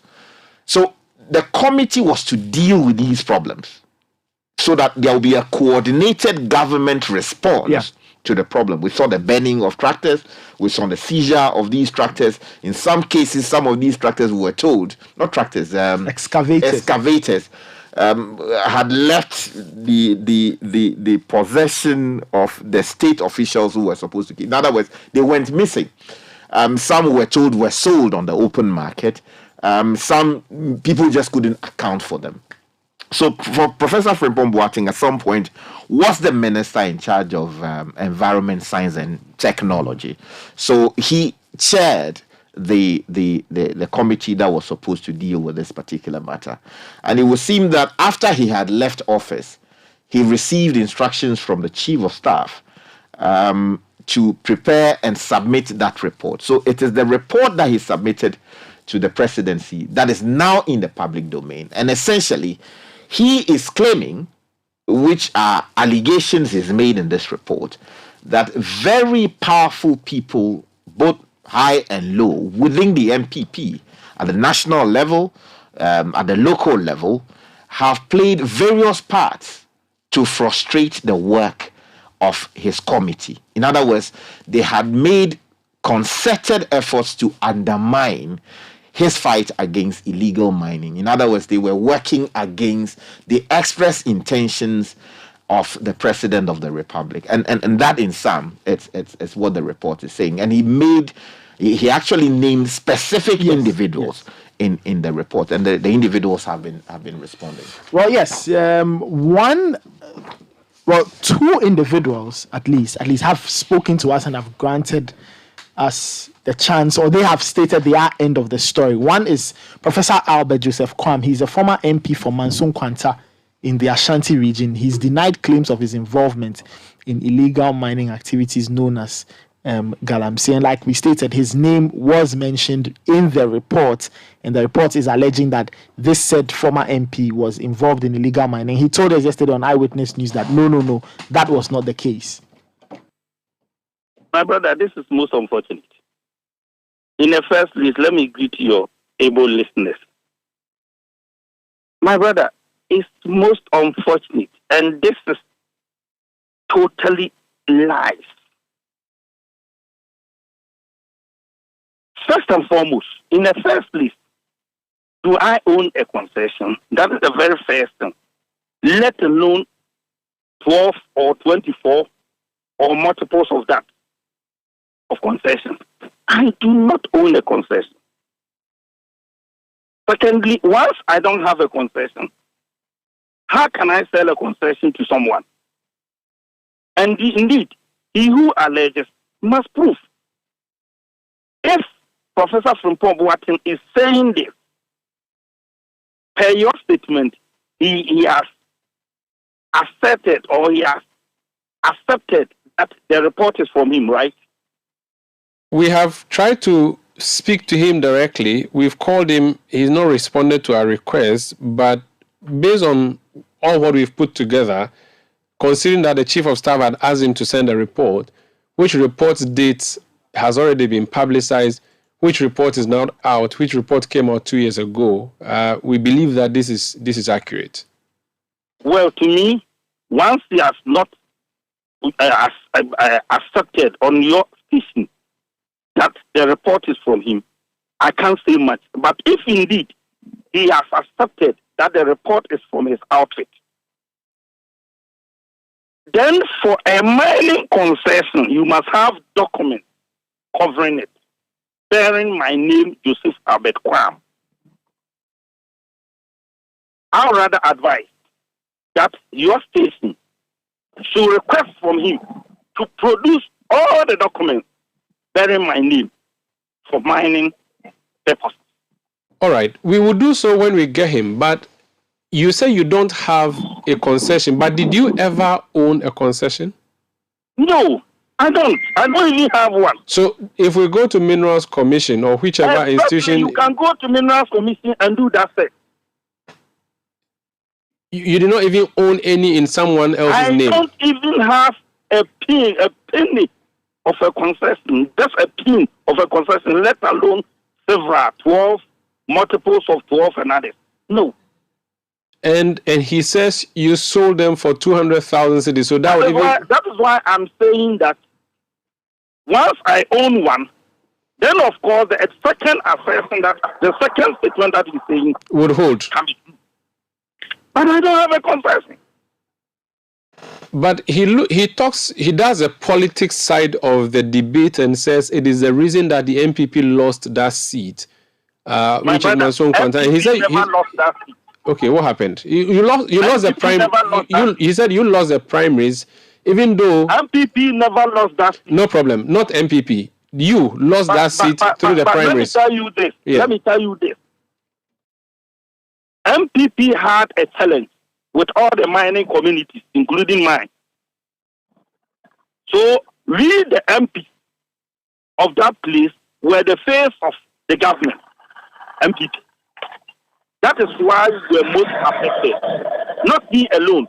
You can check from Barbara Otingesi. You can check from my end. You can check from most of the mining, communities. So you consider yourself a martyr of the fight against Galamsay, that you died for the party's ultimate fight against Galamsay, and not that... Exactly. And everybody knows that my position was fighting against illegal mining.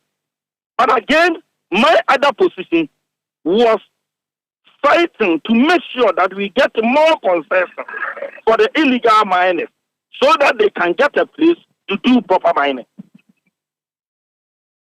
Okay, so your defeat or your loss to the candidate who he described as relatively or lesser known individual who did not have any financial muscle should not be blamed on the anger of the constituents because of your behavior. Not at all. That is why even after my loss, I did massive campaign for my government, for my party. How are you proceeding with this? If it's not confirmed that it's from him, you let it rest. If it's confirmed that it's from Professor Frimpong, what will be your decision? If he confirms that it's from him, I will let my lawyers write me to retract and apologize. Other than that, I will advise myself. So that was Professor Albert Joseph Quam. He's a former MP for Manson Kwanta in the Ashanti region. And he was cited in Professor Frimpong Boateng's report that he was allegedly engaging in illegal mining. One other person who was mentioned in the said report, Charles Bisu, he has expressed disappointment at the timing of the release of the report. Now, he argues that the revelations would have served the nation better in 2019, following the report by Anas Aremiao Anas's Tiger IPI on illegal mining activities in Ghana. First of all, I know that you've granted me a few interviews, and other radio stations and or media houses have also done same. And if you Google my name with this Galamsay thing, you'd realize that I've always been consistent in the things that I've said. And two, I've always said that vindication dwells within the womb of time. So everything that I'm saying, I say it in the interest of this country, Ghana.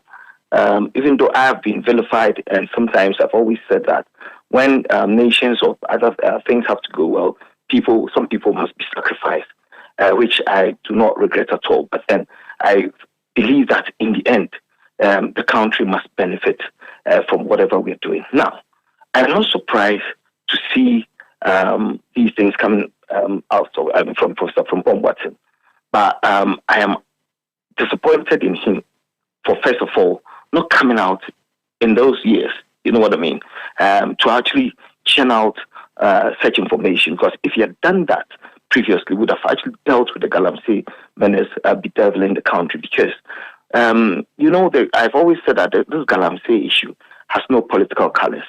It is all over. Even you, some of your journalists are part of it. Allegedly. Okay, allegedly. Thanks for correcting me. You see, in the report, I've also read it. He said in December 2018, I think I led a team to invade CNG Alaska and Aprampama Forest. And then in 2017, that was when I was hit by this Anas thing. And I remember when that thing came, Kwekubaku came out and warned the president to be careful. Everything that Prof is saying, some of them I'm not privy to. Regarding his conversation with Gabi, I wasn't privy to it. But the conversation with Kwekubaku, yes, Prof told me. And he told me that Kwekubaku called him and said that when they go to cabinet, he's been hitting CNG Alaska and Imperial Heritage, which was a concession that were actually destroying our forest reserve. So in that vein, in December, I think Prof, whilst I was working as the secretary, the committee agreed that I go with about 30 journalists. That is the journalists that we sent there to actually cover all the 47, some of the 47 forest reserves, never published the report. Then the Anas expose came out. Now, I remember, there are a lot of things that I know, but when you're building a country, there's times and seasons that you talk. I remember I think in February, I was in South Africa in 2019. February. And then when I came back, that's when the Anas expose came out. A friend, came to me in South Africa and said that Donald Encha, because I've had an altercation with him before, that I'm actually I'm doing a lot of things against their company and that they're going to deal with me. 2 weeks later, we had that Anas expose come out. Now, the thing that Prof has said in there, like I said, I'm not privy to the conversations that he's had with him, but so I cannot attest to that. But, for example, the conversation with Kwekubaku, yes, he told me the day that he was supposed to meet them at 4 p.m., yes, I was privy to that. And then further to that, Prof, I think, had an argument with the two gentlemen, one called Simon and then one Donald Entia. Yes, I'm from Prama Forest. Yes, I went there. When I went there, I think they didn't have a mining license. They've been given an entry permit, and they were supposed to be doing what? There's levels of licenses. They were supposed to be doing, I've forgotten that word, where you actually exploration or something like that. And then further to that, you're given a mining license. So because they couldn't show any documentation, then we stopped them from mining. Excavators were seized thereafter. But the point where Prof really hasn't come out, and at this point in time where he's been sent to the CID to be investigated, and now that this information is coming out, that is what actually makes me. I am so disappointed in Prof, because as an elderly statesman, he should have actually spoken at the time that these things were happening, that the A, B, C was happening, so that we can have a discussion about it and deal with it. Okay, now how should we take this report? Is it something that should mean anything to the fight? The fight appears to have been lost using various yardsticks of measurement. But looking at what he has said, and for him to have said at the end there that he is the last man standing, and for you to say you are disappointed in him, that means you know something that we don't know. Prof is not the last man standing. No, seriously. He's not the last man. He and I know a lot. You see, Umaru, everything that I say, with the help of God, I would always speak the truth. You understand? Because posterity judges all of us. You understand? So when I say things today, and then in the next month or so, it turns out to be lies, it's actually, I wasn't brought up like that. And so for us, around this age, the 40s and the 50s, we know that we have a future in this country, and so we have to protect it, as opposed to people who are elderly statespersons who are supposed to be bequeathing something better to us, ended up not being truthful. You see, there are lots of things that Prof knows that I know. So I would have wished that he had spoken at the time, because there are things that he had also done. It is not when you've been sent to the CID that you actually throw in things or try and throw in the spanners to actually destroy the government. I am a party person. In my party's constitution, it says you have to protect and promote the image of the party. So I've always been cautious about the discussions I have on radio. Every discussion of mine has to be to protect the party and the government. There's so many things that I know between NDC, MPP, and people who are doing these things, but it goes to the appropriate quarters. I am saying that there were 10 ministers on that committee. So if Prof comes out to say that he's the last one, then that is not true. What about Damboche, Cecilia Adapa, Haji Alima?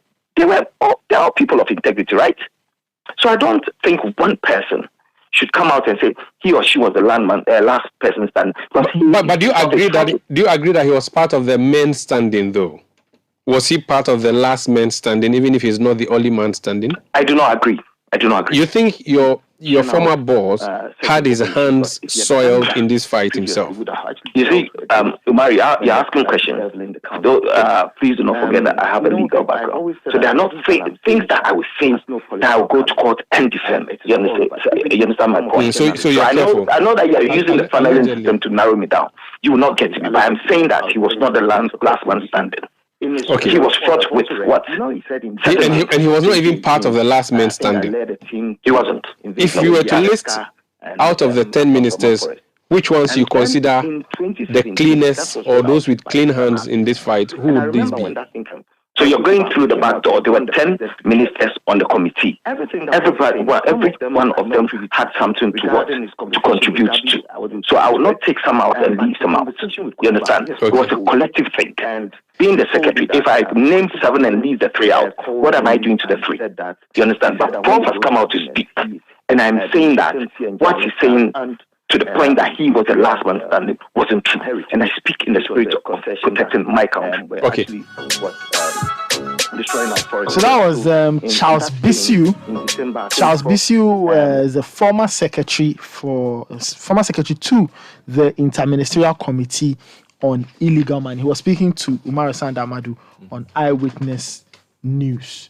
The third reaction we got was from Galamsay Chidakun, who is a private legal practitioner, and he is accusing Professor Kwabena Frimpong Boateng of twisting his Galamsay report to make him look good. Now, Galamsay Chidakun was accused by the Professor Frimpong Boateng of interfering in the work of the committee, and he says the aspects of the report that implicates him is false, and it's a deliberate attempt to discredit him. For me, it's very unprofessional of a minister to personalize an issue such as that.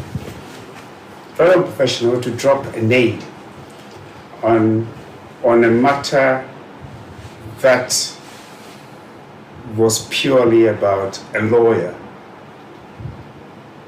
asking questions about his client. Heritage happens to be a client to one of the lawyers at Minfair, Adam.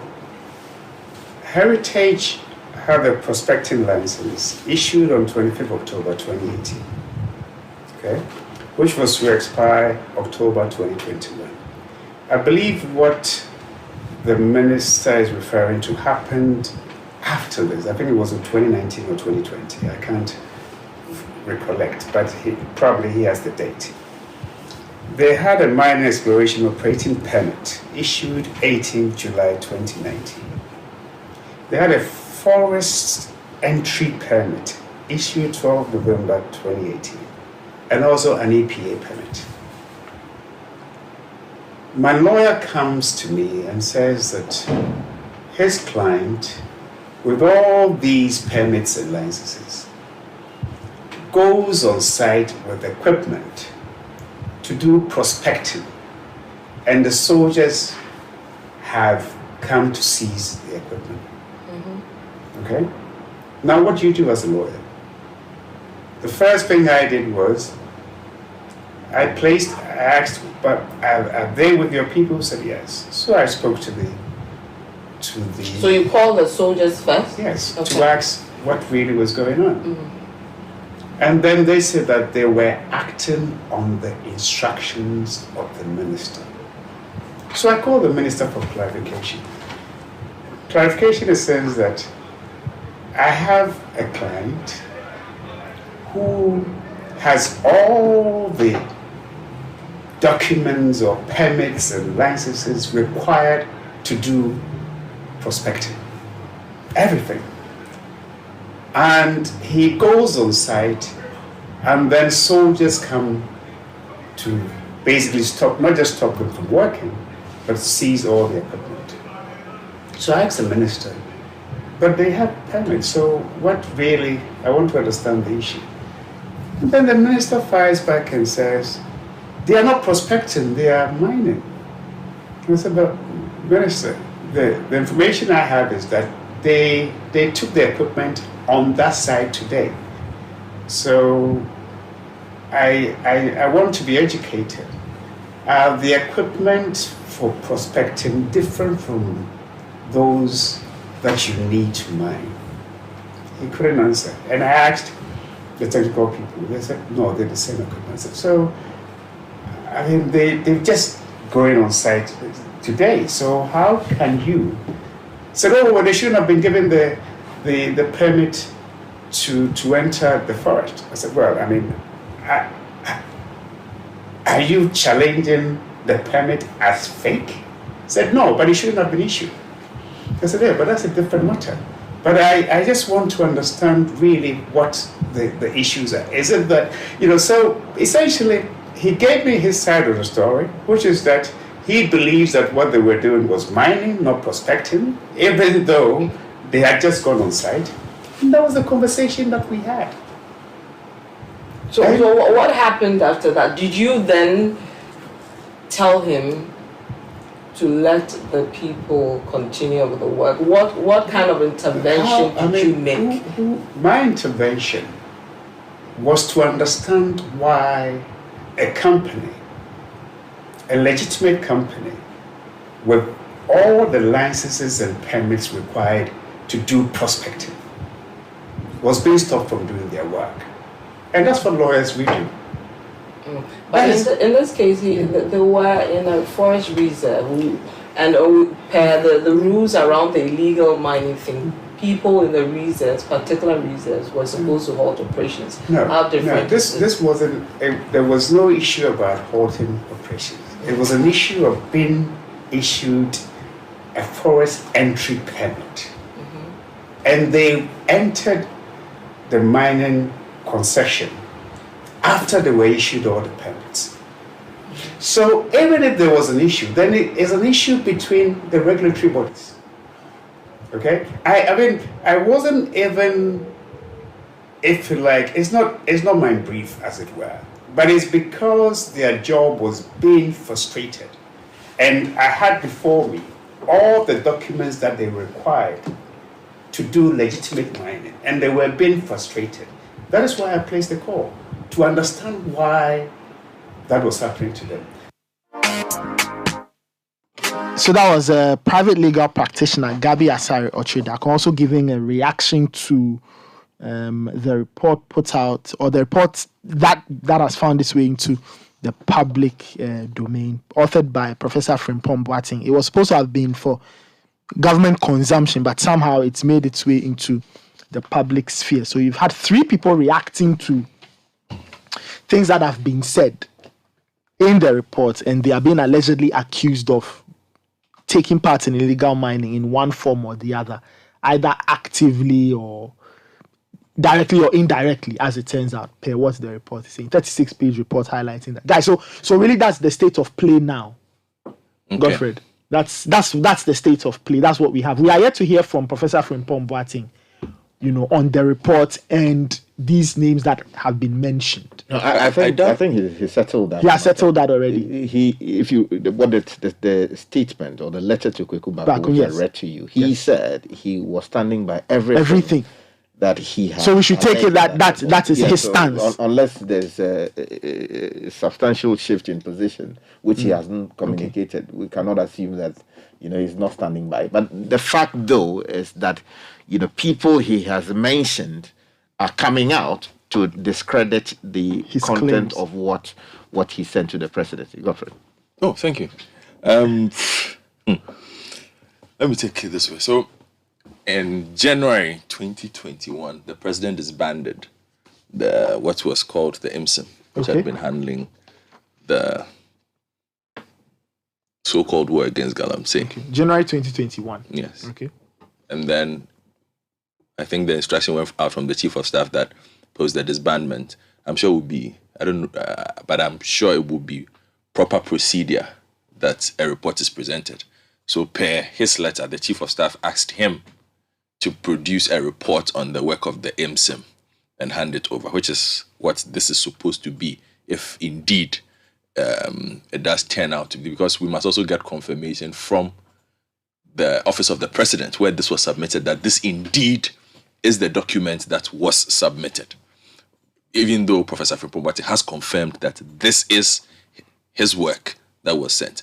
Now, as the person who chaired that committee, I'm sure there's a reason why the chief of staff of the president would ask him to be the one to author this report.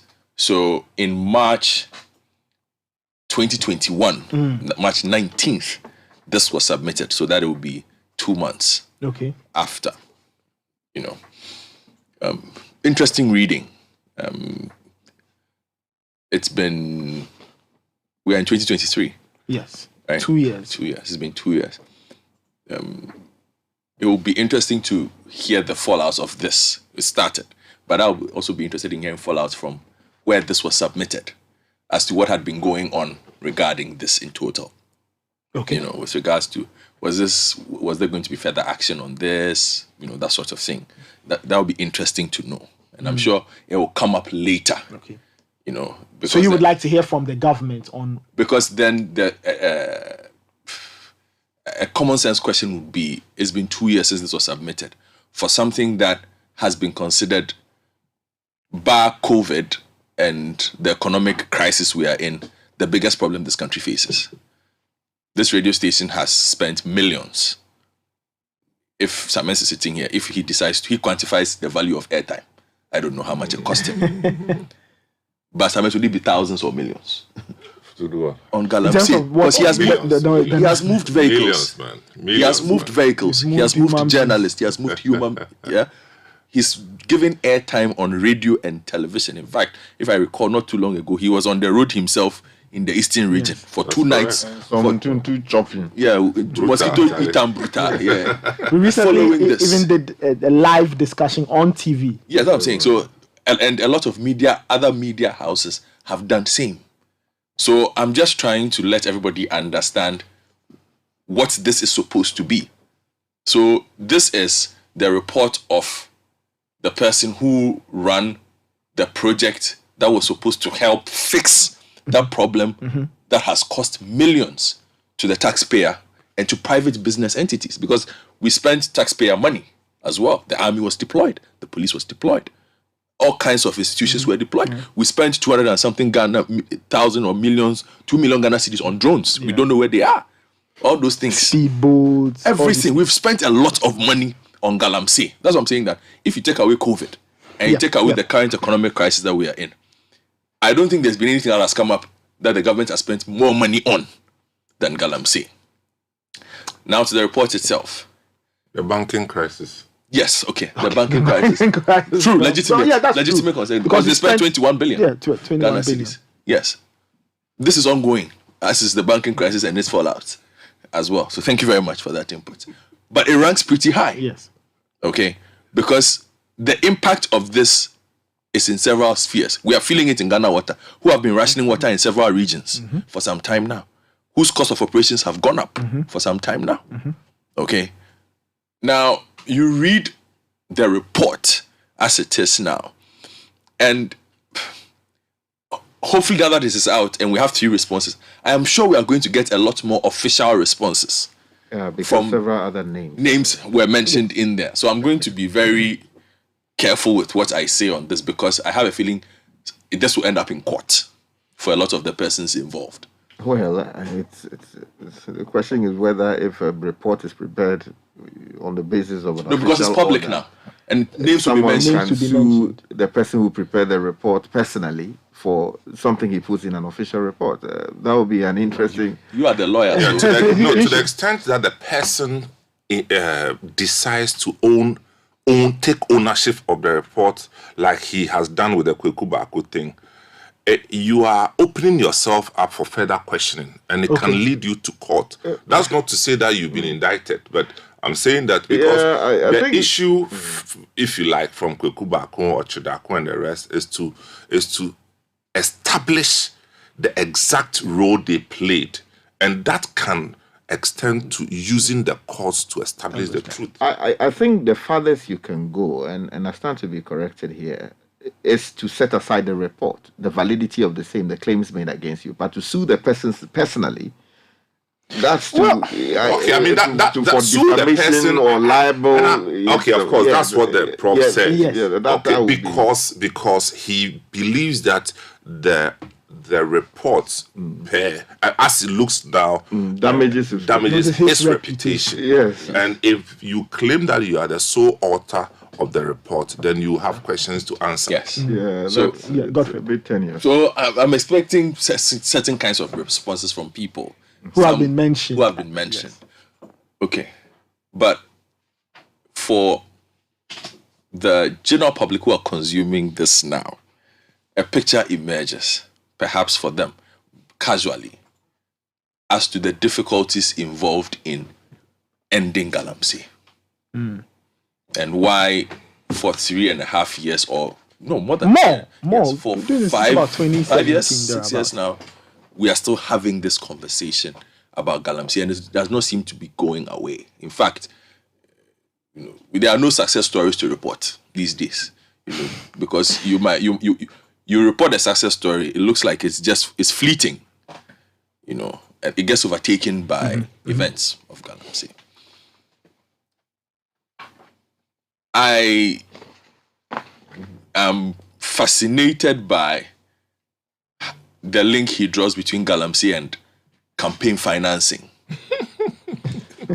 It's something that we have spoken about.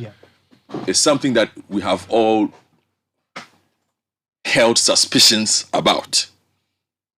I won't say he confirms it, but he puts it in his report. So we'll wait. The separation of institutions and politics. It's in there. A difficulty we have spoken about as part of being one of the main reasons why we struggle to deal with Galamsay. The issue of asset declaration and following the money. I have sat here and I've said that I don't think the follow the money business has been done well enough, because there's just too much money involved in this Galamsay for us to struggle to catch a big boy. And by that I don't mean Aisha or a big girl, for that matter. Who knows? All in all, this report paints a picture of how the war on Galamsay is a good example of how not to handle a crisis. An example of how not to handle a crisis, yes. you see. Yes. So it's like an example. So if they're teaching people how not to handle the a crisis, 30-something pages that you read, which part of it tells you this is how you work things out? I see. In, petty jealousies, suspicions, influence peddling, all of this alleged, of course. But I'm saying the picture that this report creates is just how complex government work is and how we fail and struggle to solve our problems because we fight against each other. In the end, it's always about personal vested interest, isn't it? So we will wait. I am very patient. On our side, I think what we can do is now to ask the next leg of the question. Frimpong Boateng has done his part. Those who have been named will do their part. No, but I think he also has questions to answer. I have not said he doesn't. Yeah, I mean, I'm saying he's done his part. I think those who have been named will do the job of asking him the questions. Their lawyers will do so. My next leg of it is ask government. What happened, what has been going on for the past 2 years. So was this considered? Was it legitimate? Was it useful? Has anything happened with it? Was there a conversation around it? Those are things we would want to know. But personally, I'm just saying, very disappointed. I'm done. Well, I mean, look, you have. I didn't hear Kweku Bakon's rebuttal. You Yeah, that's why we have the copy. Okay, I didn't hear that, but I would expect that Kweku Bako will respond. Indeed, he's a journalist, and so if an issue comes on his desk, he has every right to do further interrogation. Mm-hmm. I mean, it's for you to refuse him an answer or not, but you can't take it away from him that he can't ask questions. Yeah. Unless you have evidence that following after the questions, he did certain things that you can prove to put impediments on your way. I mean, Sky, you are the lawyer in the case of Gabi. His client comes to him, and this is a Canadian company, mind you, it's a Canadian company, comes to him and says, look, we have prospecting license, but we have been stopped. And what has he done? And you see, Gabi has not refuted the account of Frimpong Boateng. Yes. He is only saying that he has placed it in a different context to indicate that it's an act of influence peddling. But he says, no, I'm a lawyer. My client comes to me and I say, okay, please, you are in charge. What are the facts of the case? Now you have told me the fact of the case, and then case is rested. Unless Frimpong Boateng has evidence to indicate that following after that, Gabi Ochidako did ABC to put impediments on my way. But you see, the fact that you are the chairman doesn't mean that you cannot be questioned. In any case, under your supervision, in fact, with this same heritage, let me go through something. They got their prospecting license October 2018. Okay. So this is months after when they were asked to, they had somebody, a Canadian company in Ghana operating in the mines has been given a license to prospect. Of course, if after that you will then be given your exploration permit and all those things. and they had a valid entry permit, which was also given, I think, in November of the same year. Now, let me put all these so-called interventions aside. My question is, if you have a legitimate license, okay, and you are met with this unfortunate, brutal whatever from military people and task force, let me go through the number of equipments that were seized that nobody has accounted for. Okay. 38 excavators. They have Komatsu machines. You know the Komatsu machines? Yeah, one. Heavy equipment. And then they have the Santui bulldozers, 3. They have 12 pickups. They have 4 diesel engines. They have 2 electric welding machines. They had 9 power generators. Okay. They have 18 4-cylinder diesel engines. They have 25 motorbikes. And then 36-cylinder diesel engines. They had a towing truck. And they had 20 electric welding machines. And then 30 oil well pumps. And then 200,000 liters of diesel. These are some of the items that were seized. That nobody has accounted for. And we shouldn't ask. Nobody has accounted for it. And the people who seized, they are walking free. And Frimpong Boateng was the chairman of the committee. So when I said that he also has questions to answer, this was actually what I was trying to drive at. So somebody has a license, prospecting license. So, but the thing is, if you are prospecting, the equipment you use to prospect is the same equipment you use in exploring, in mining. So by citing an equipment, you are not able to determine whether just they by are exploring. So all the people are doing this, asking that what is going on. And he said that by asking, they are putting impediments on your way.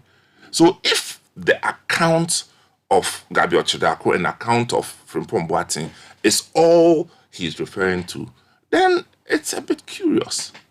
It's a bit curious. That's my point.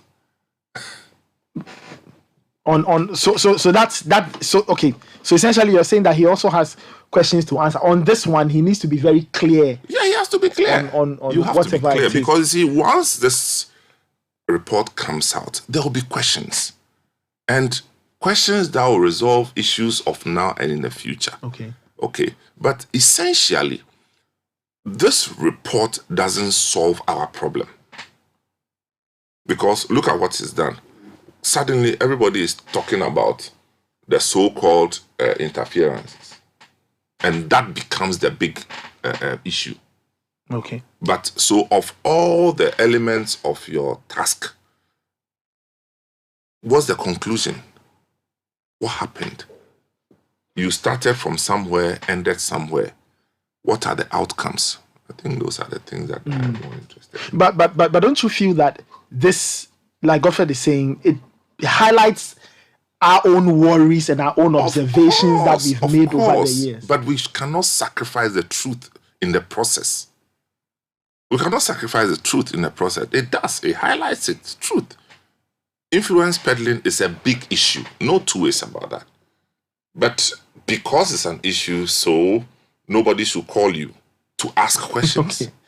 And that's all I'm saying. I mean, I wasn't there, but I'm just saying that if what you have said and what Gabi is saying, what Kwekubakun is saying, is all that it is, then you need to come back and let us know which aspect of their engagement with you amounts to the interference.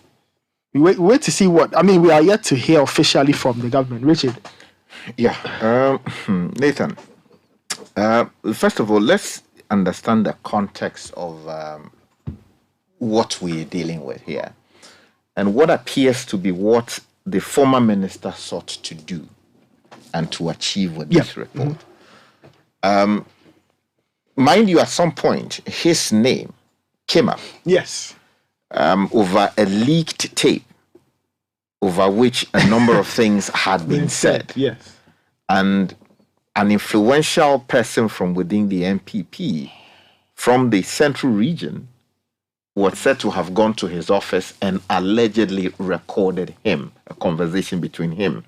And it had to do with some equipment that had been seized and his own role in getting some of these things released and all of that. But I don't want to go into those issues. Samens asked a direct question regarding, for instance, Gabi's role in this particular matter. I think for purposes of, for the benefit of our listeners, I think it would be good to read exactly what the former minister said with specific reference to Mr. Ochiri, who celebrated his birthday yesterday anyway. Now, belated happy birthday. Yeah, belated happy birthday, that's right. So on page 16 of the report that is said to have come from the former minister, he says, we were ready to dislodge imperial heritage from Krobo or Kobro Forest when Mr. Gabi Ochiri called to inform me that he was the lawyer for Heritage Imperial Limited, a company that was destroying the Kobro and the Apa Prima forest reserves. Okay. And in the process had also polluted and diverted the course of the River Ofin, as can be seen in the satellite images below. I informed the president about the behavior of Mr. Gabi Asare Ochiri, and he promised to deal with it. Okay. So that's on page 16 of the report that the minister reportedly authored, if what we have is consistent with what he actually submitted to the chief of staff. Now, so as Samens asked, how did Gabi get involved in this matter? From his narrative, his law firm, the Africa Legal Associates, a brief had been received by a lawyer down the ladder. And it came to his attention subsequently that the ministry or the committee handling the fight against Galamsay, they were frustrating the work of their clients. And that their clients had received all the permits necessary to go and look for, which is what prospecting for gold, not to actually mine gold concessions. So there are two different things. You receive a license, which almost always is preliminary to go and test, you know, to go and see if really, if you could, you find a mineral resource or something there. So that's what they were doing. And so when he received the report, he called up the minister.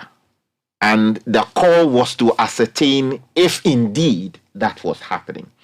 And they had a conversation that did not travel for more than 3.5 minutes or so.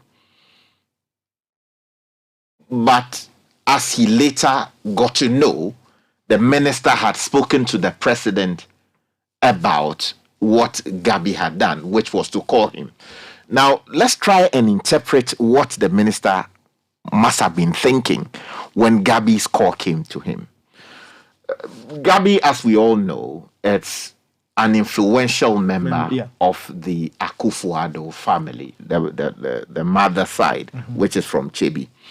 And we all know how hard he also fought for, you know, Nana Addo Dankwa Akufo-Addo to become president. Of course, people drop his name all over the place just so they can get things done. Sometimes he becomes aware of it and gets, you know, to reprimand people every now and then. But the fact, as we all know it, is that he is a lawyer.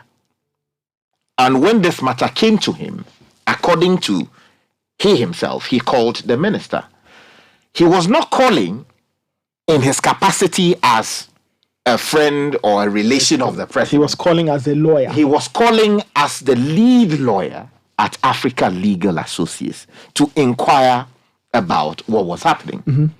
Now, is it possible that in that discussion, the minister sought to interpret such a call as a call coming from a powerful member of the Akufo-Addo mother side family. And so, if you interpret it that way, the most logical thing to do is to suggest that the Gabi was sort of intervening, which is a very dangerous while that's thing. a possibility, he states in his report that Gabi said he is the The lawyer. Lord, yes, I'll put it all nicely together.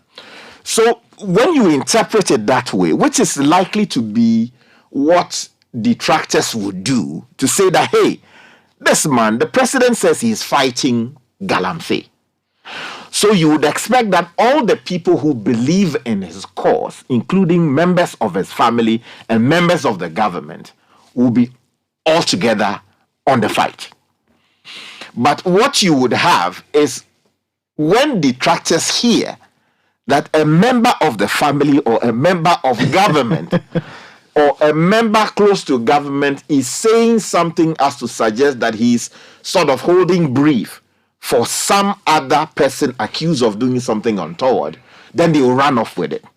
But let's look at it. Has Gabi always acted as a lawyer for these people? It would seem that on the facts, he's been doing some work. His law firm has been doing some work for the client in this particular matter, and that he called purely on the basis of what he had received.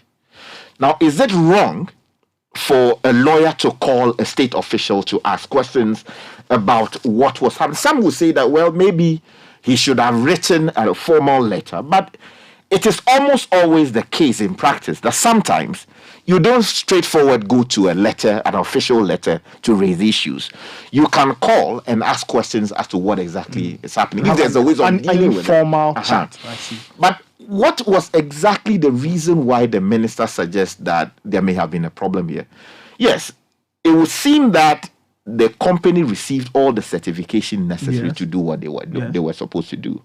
But the minister's allegation, or the former minister's claim, is that they were going beyond what the permit was allowing them exactly. And he has provided some aerial images, whatever it is, to support that claim. Those are matters to be investigated. But is it fair for him to bring in Gabi into this particular matter? I think the minister went too far. Why? Why do you say so? I believe that there are many other lawyers who would have contacted him at some point in time. Okay. About something happening to their clients, right? But we don't see all of them lined up. But don't you think that by virtue of Gabi Otridakun's clout and weight, you see, that was why I mentioned it earlier. That depending on how you interpret what the relationship is, you are likely to take the position that he is calling to pull a whip on me and say, do A, B, C, D. Yes. In his own narration, he did not suggest that Gabi instructed him to do A, B, C, D. That's also quite clear. Do you understand? So the suggestion is that he called to say he was acting as a lawyer for, the company in question. He did not say that Gabi called to instruct him. But what is also, somewhat some way for me was when he said that he was going to tell the president, and my information is that he actually even informed the president that, yes, Gabi called me on A, B, C, and D. Now, some would say, on the principle of, so should I say good governance, they will say that, okay, if you know that a relation of yours is the president or a close friend of yours is the president, and he's given a specific directive as to how something should be handled, maybe when a matter of that size comes to your attention, you should say, oh no, you don't want to deal with it. And so maybe because of the likelihood of conflict or how people would interpret it. But Sky, just hold your thoughts. That is true, very true. In taking that decision of I don't want to deal with it, isn't it only fair to ask further clarifications regarding the issue? That's true. In which case Gabi did. Exactly, that's true. And we still do not have any evidence of his involvement following after that conversation. Yeah, exactly. That's what I'm saying, that it was unfair for the ex-minister to do that, because lawyers make inquiries all the time. It's just like you, a journalist. If somebody calls you right now and says that, ABCD is happening at GFA, exactly, you place a few to find out what's happening. So if a lawyer receives a brief and acts on it that way, I think it is unfair. But I'm just mentioning the possibility that people who hear some of these things will quickly raise their antenna and say that, hey, good governance. So if you are related to the president or you are a close friend of his, maybe on this matter, it might sound some way to get involved.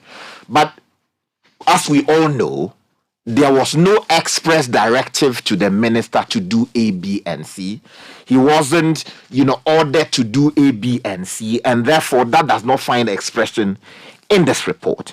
So I find it really, really some way that the minister expressly mentioned Gabby's name, because mind you, there was also some time ago, the Honorable Freddie Blay, the national chairman of the MPP, was also thrown into this matter because his law firm was supposed handling Aisha Huan's case. Exactly. I remember I interviewed him on the morning show. People raise issues about why the national chairman of the governing party will be representing a person who is or was being prosecuted for engaging in illegal mining by a government formed by his party and led by his presidential candidate. But you see, representing in court. In court, yes. That's one. Now, you said somebody who was involved in a criminal activity. Alleged criminal activity. As established, as being questioned by the courts. Yeah, that's right. And this person had fled the country under a very dubious circumstance.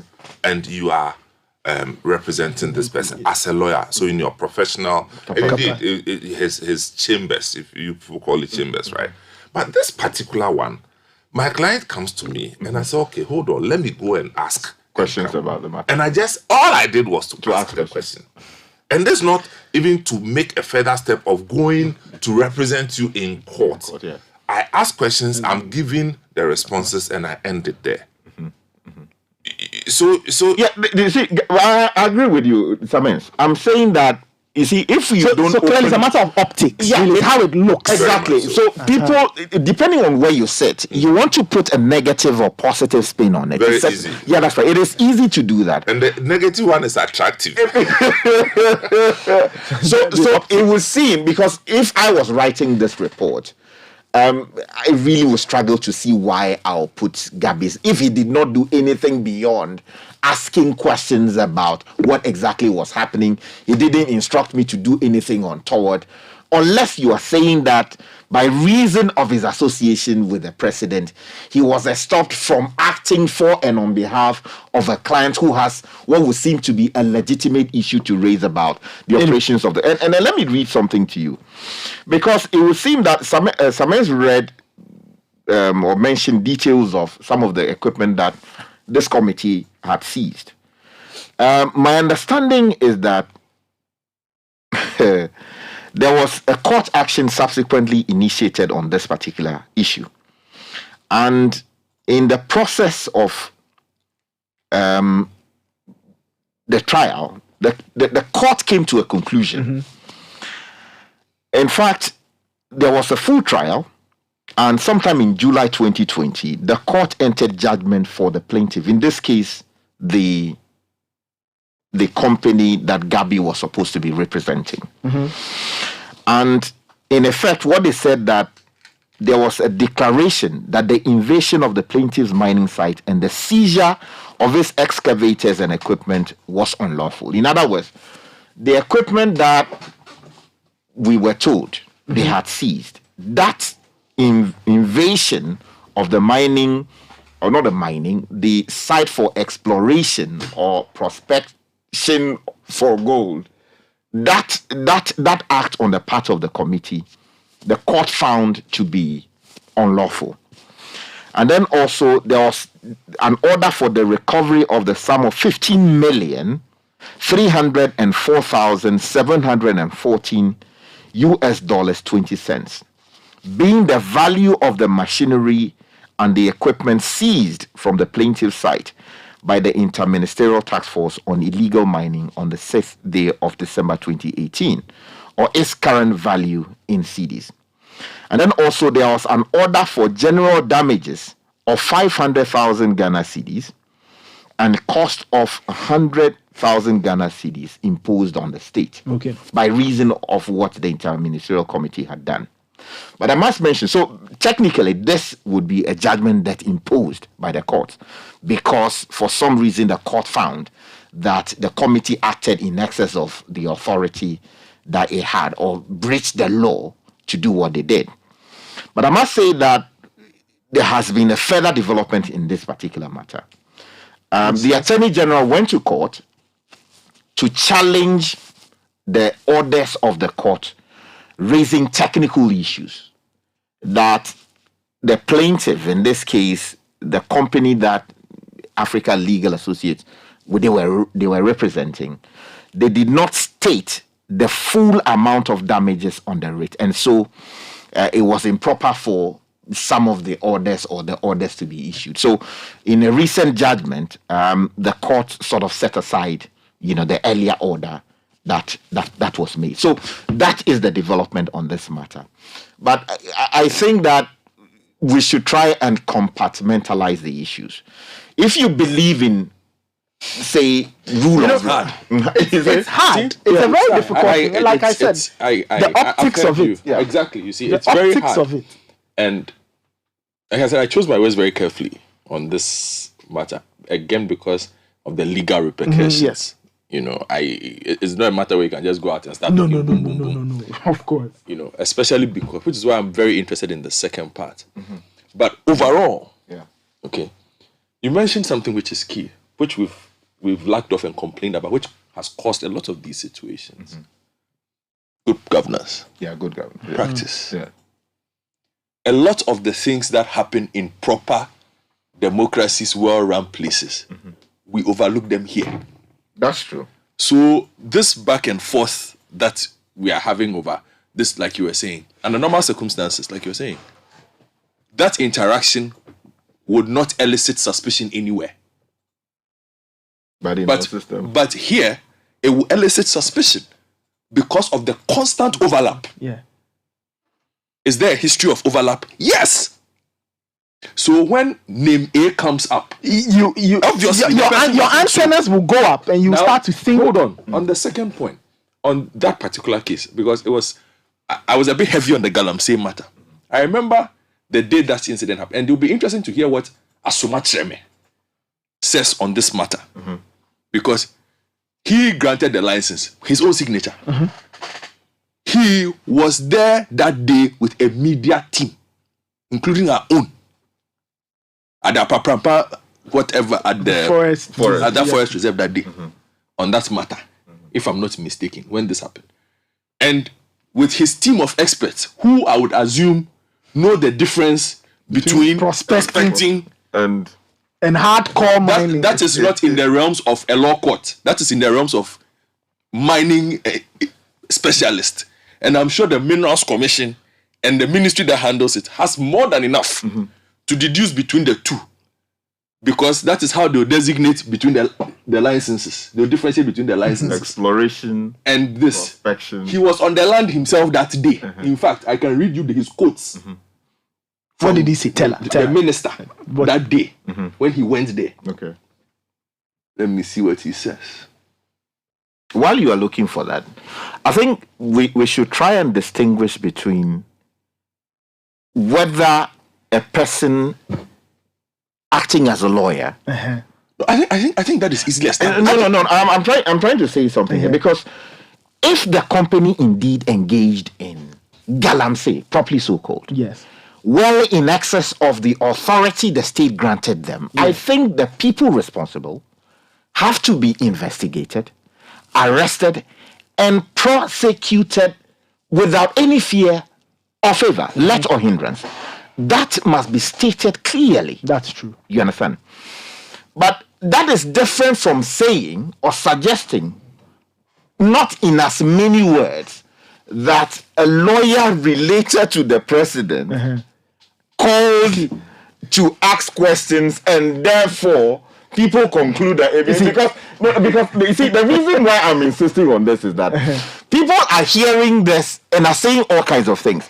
But if Honorable Frimpong Boateng wanted to state in express terms that Gabi called to instruct him, he would have said so. Unless he decided not to maybe put it in the report in black and white. Oh, I mean, what did he not say about he said everything, you see. So, and Gabi has not said that he did not make the call. He said that, yes, I made the call, but it was purely confined to a client, attorney relationship related matters. That's why I asked you something on Gabi's persona, his clout. It's not something you can overlook.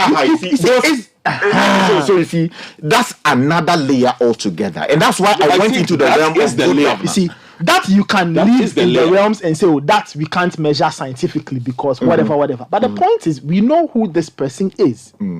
So once he places a call to a minister, and the minister sees the person calling him, his mind will start running in all kinds of directions. Yes, I agree. You can say, conjecture, whatever. But the point is, and like Godfrey, the optics, how it looks will matter, especially in this fight against Ghana. In the Ghanaian context. Yes. You see, because I can take you through the messages, and it's not even just on this. I think like we've overfocused a bit even on. All right, this. let's because there are other components. But a lot of messages from Ghanaians indicate that we've always known these things. It's not, and it must be pretty sad.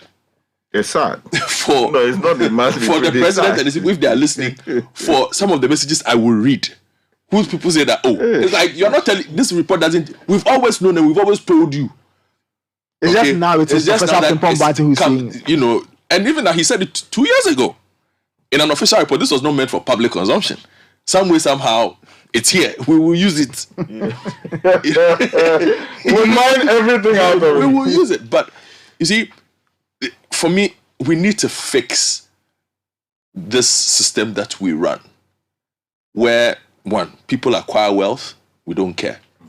And I said, I particularly mentioned that link between politics and what has been going on. Because for a very long time, I remember I told you, and I said it, you were not here then.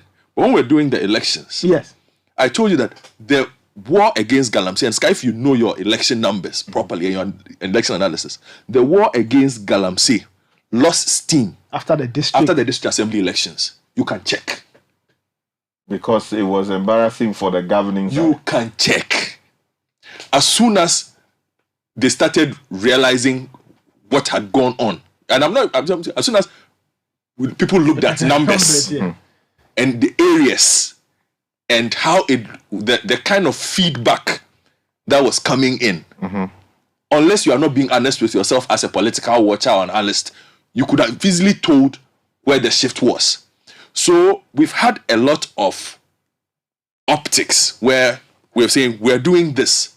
But the nature of Galamsay is said that Sky is not like you are sneaking money from Ghana to the Cayman Islands and nobody can see, the ordinary person. If the water is brown. Yeah, that's what it is. If they are digging the forest, they are digging the forest. People fly over these things in aircrafts, in all kinds of things. People live in these communities, which is why I've always found it interesting, you see, because sometimes we are having conversations around, a name is mentioned, like the person says AEV, and then somebody from their community says people don't know what you're talking about. Who knows these people better than their own communities?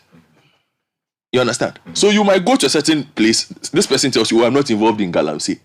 But the community people will tell you, if you are looking for number one Galamsay person, it is this person. But you won't find his name legally on any document because the thing is supposed to be illegal in the first place. Okay, so I'm saying when I take the report, all 36 or so pages of it, and you put it together, everything is in a mess. It simply shows us how we've undermined ourselves by virtue of greed, because it's like we've done Konongo Kaya with the war against Galamsay. Other than that, a few months ago, we would not have been in a town in the eastern region where a town on the entry to the town they have written "We are Galamsay." And this is not 2020. This is 2023 matter. They had written. I was born to be a Galamsay. They had mined so much that they had mined to the main road So when you are driving, it's not like you have to go to the hinterlands to see that they are doing Galamsey. You can actually see. Nathan saw the images. You could actually see that they are busy doing their thing there. So these things happen, and suddenly we are supposed to be surprised by some of these things and how it's not worked out. Okay, the problem Professor Frimpong Boateng faces with this is his reputation had taken a significant hit by virtue of his association with the IMSA and Galamsey. There have been several stories about his involvement, alleged involvement, his family's alleged involvement, prior to this coming out. So even he has to deal with the optics of people looking at it like this is him fighting back to redeem his image. There is also that perception. Okay, but for me, what matters that we must not lose sight of is, in the end, who had the most information about illegal mining during that period? Who would have it? Him. True or false? Because the whole committee that was put together, the state apparatus that was put together, the resources that were put together, were all commandeered by him. He is the one person you would have to deal with. You have to deal with whoever. So a lot of power was reposed in him. Okay, which is what I'm saying. I expect a lot of legal backlash from this. That's fair. And from our perspective, the civil society, from the media, we should go and knock at the chief of staff's door. We should knock at Honorable Jidapo's door. Knock at the doors of Mr. Ejinahin, because that one, when you knock, you are knocking at the president's door. That what exactly happened to this 2 years down the road? In between time. In between. Because post this report, the war against Galamsey is still ongoing. The minister has been touring all kinds of places, saying all kinds of things. Has he known these things? Have these individuals been investigated? Have we checked on what they've been up to?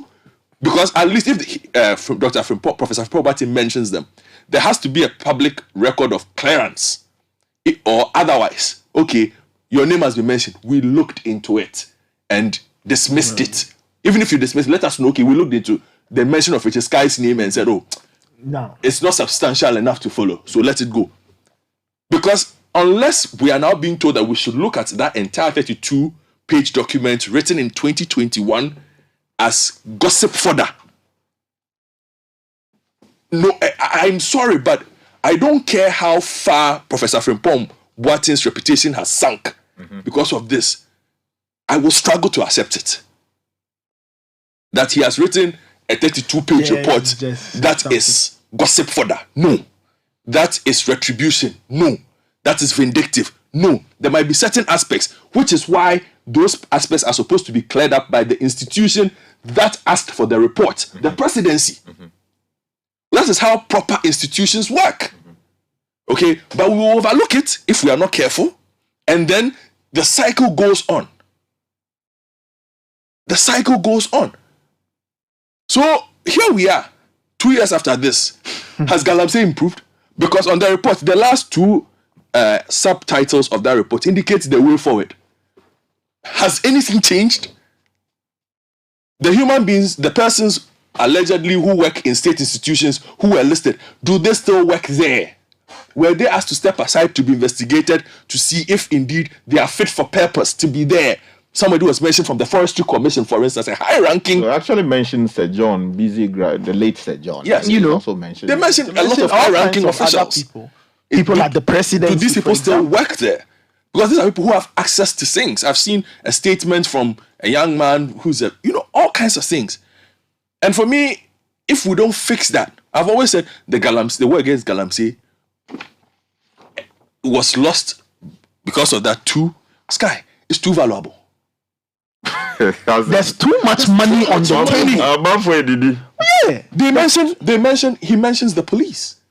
He mentions the military. And the talk about just how much money is involved in this venture.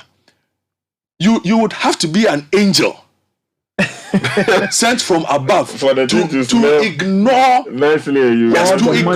the money that is available. And I'm saying there were too many components to this. You had 10 ministries put together. That's interagency. 10 ministries. That means human resource from all kinds of places whose behavior, whose integrity you cannot judge, you can just believe. But in the end, for me, it boils down to that, Sky. Just too much money. Too much money. And the people involved have seen it. Like, if this person is making it, I'm making it. And they have refused to let it go. I know, right? So it's not going to stop. And it's sad. We can talk all we want about it, but the war against Galamsay is gone. We've talked down. We'll continue doing reports. That's what we are supposed to do. Talk. Raise awareness. Raise attention. That's the only thing we can do. There have been times where we've been accused of, oh, you have to do more. What else can a media house do? They can only do so much. What else?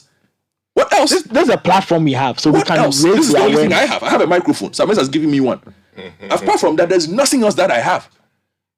Beyond that, maybe I can take a placard and go and stand by the people who are saying we are Galamsayers for life. They might throw me into the thing. Into the hole they've dug there. I will not endanger myself like that. But we need Charlie. The Galamsay, it's sad to say it, but Charlie is gone. It's gone. The Galamsay is gone. We've reached the point where we've reached the point of those countries that were dealing in some sort of narcotic where it just became part of regular life. So the state looks on and says, okay, every 3 months we'll chase down the people who sell cocaine or make cocaine and then let it go. You know, that's what it has become. We are not going to stop Galamsay. Too much money. Oh, Charlie, we should stop. 0549-986-996. We'll go through some of your comments. But just a few bits here. How important is your health to you? How often do you visit a health facility? Visit Vic Dank Healthcare. It's a Ghana Health Service certified healthcare center that specializes in kidney stones, hepatomegaly, hypertension, fatty liver treatment, among others. They're on the Spintex Road behind the stand chart, and they use 100% natural medicine in all treatments. You can reach them on 0549-951-211 or 0502-661-346. Now join our fun-packed and adventure packages as we cruise the ever-beautiful waterfalls of Adoma Cinema in Boti on May 20 for 600 cedis. There's a 100% discount for old clients and the first 20 people to register. Join our Dubai Kenya package from June 23 to 29, 2023 for 1,400 USD double sharing and 1,600 single occupancy respectively. The package includes visa assistance, hotel accommodation, tours, ticket, airport transfers.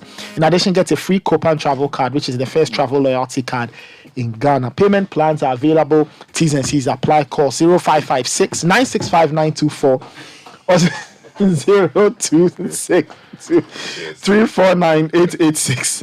Copan Hospitality. Let's be knowing that Mr. Sawana is going through things here. You have to prove. You can't put it in the report for you. The report. Now, Standard Water has been giving us water for 25 years. The water is quality and is refreshing.